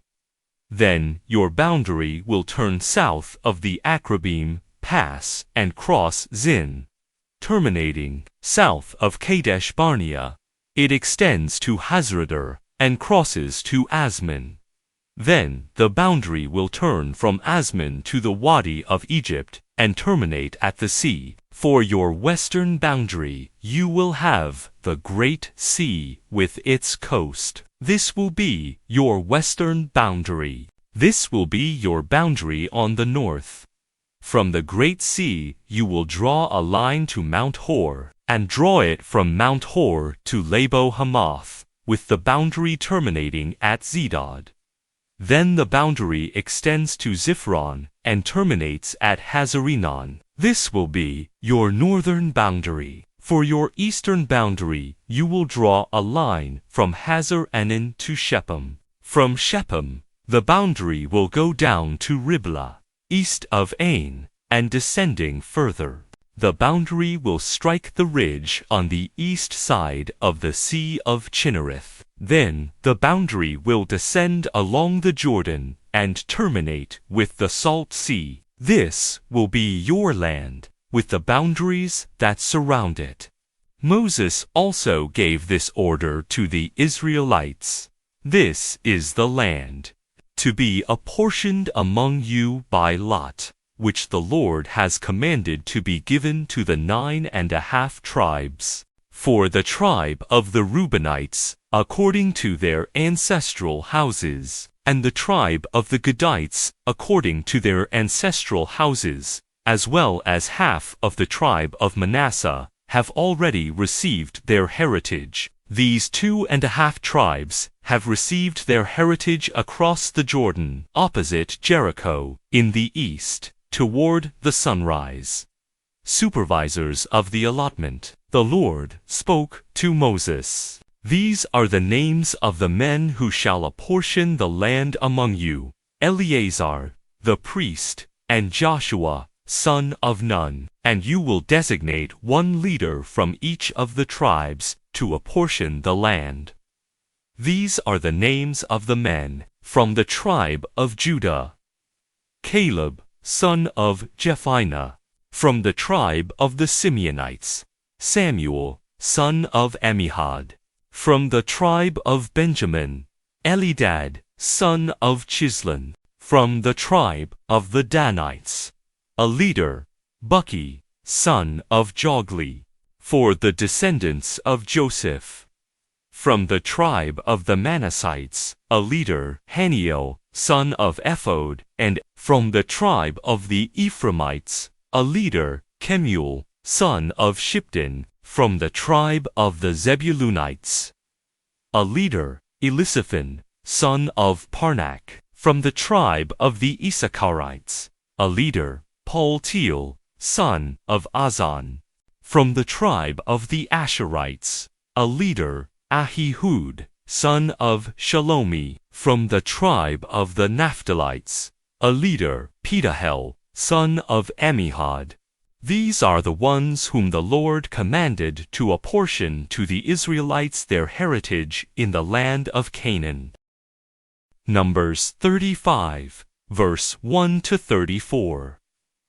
Cities for the Levites. The Lord spoke to Moses on the plains of Moab by the Jordan opposite Jericho. Command the Israelites out of the heritage they possess to give the Levites cities to dwell in. You will also give the Levites the pasture lands around the cities. The cities will be for them to dwell in, and the pasture lands will be for their cattle, their flocks, and all their other animals. The pasture lands of the cities to be assigned the Levites shall extend 1,000 cubits out from the city walls in every direction. You will measure out 2,000 cubits outside the city along the east side, 2,000 cubits along the south side, 2,000 cubits along the west side, and 2,000 cubits along the north side, with the city lying in the center. These will be the pasture lands of their cities.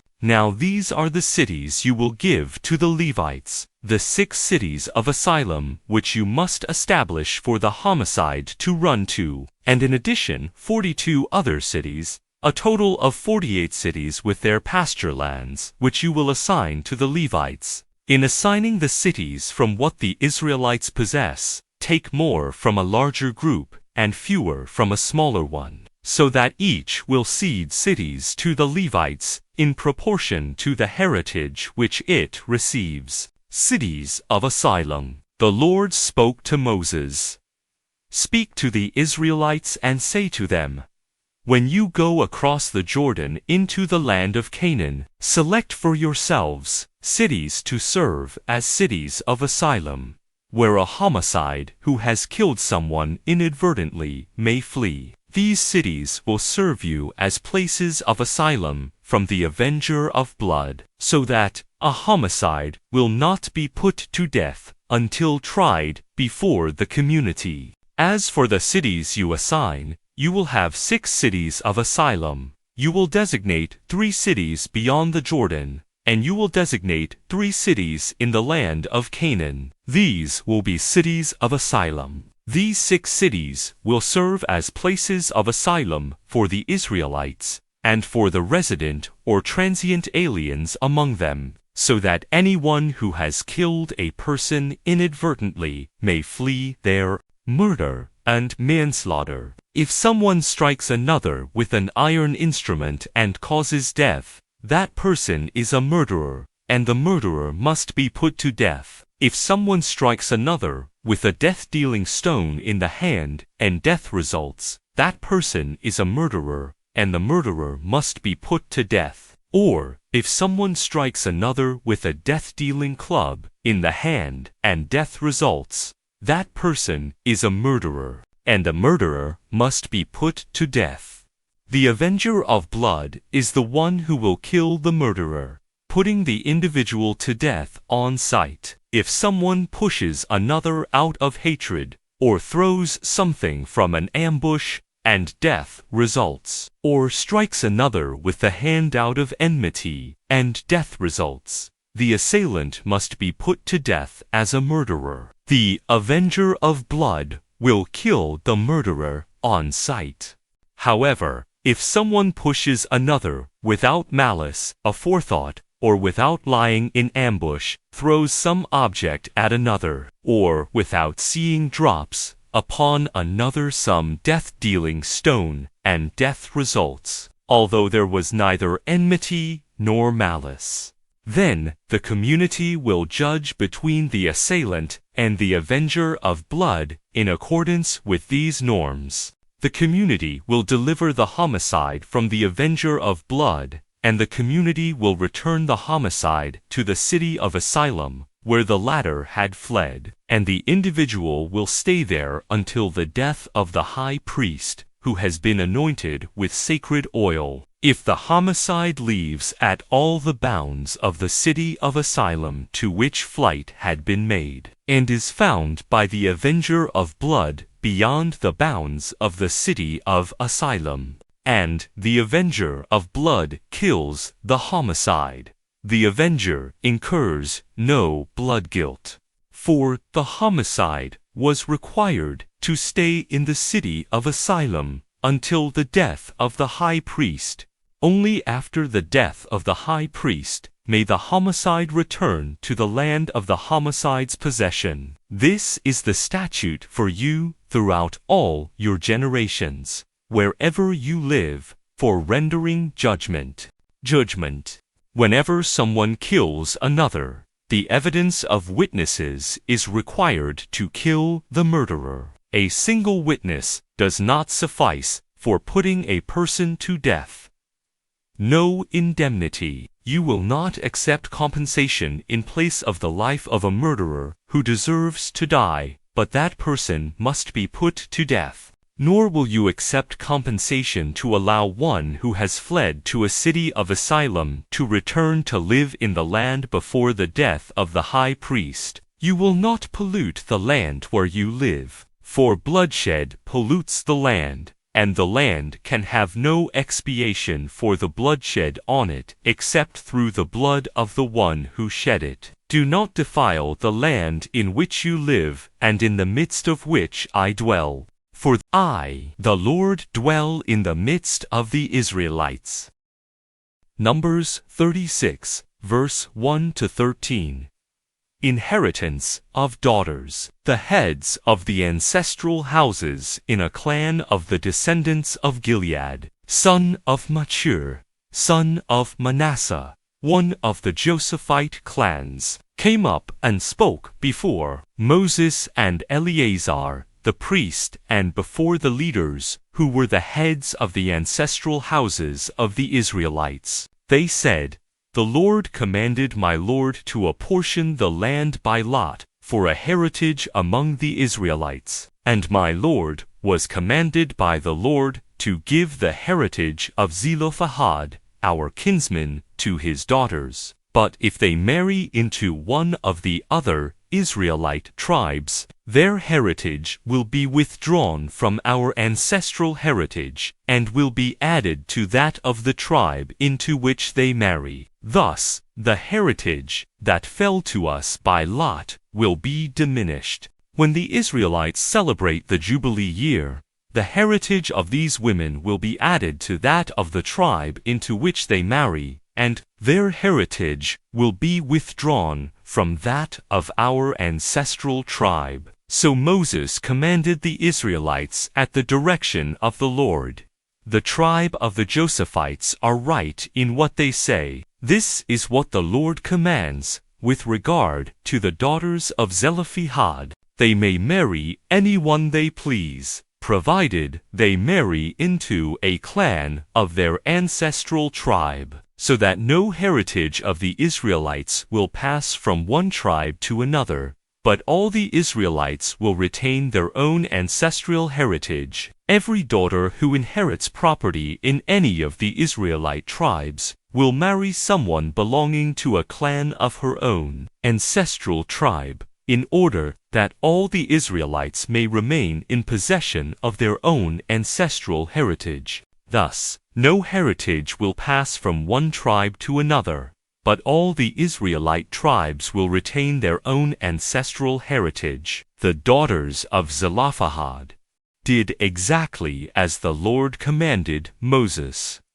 Mahlah, Tirzah, Hoglah, Milcah, and Noah, Zelophehad's daughters, married sons of their uncles on their father's side. They married within the clans of the descendants of Manasseh, son of Joseph. Hence their heritage remained in the tribe of their father's clan.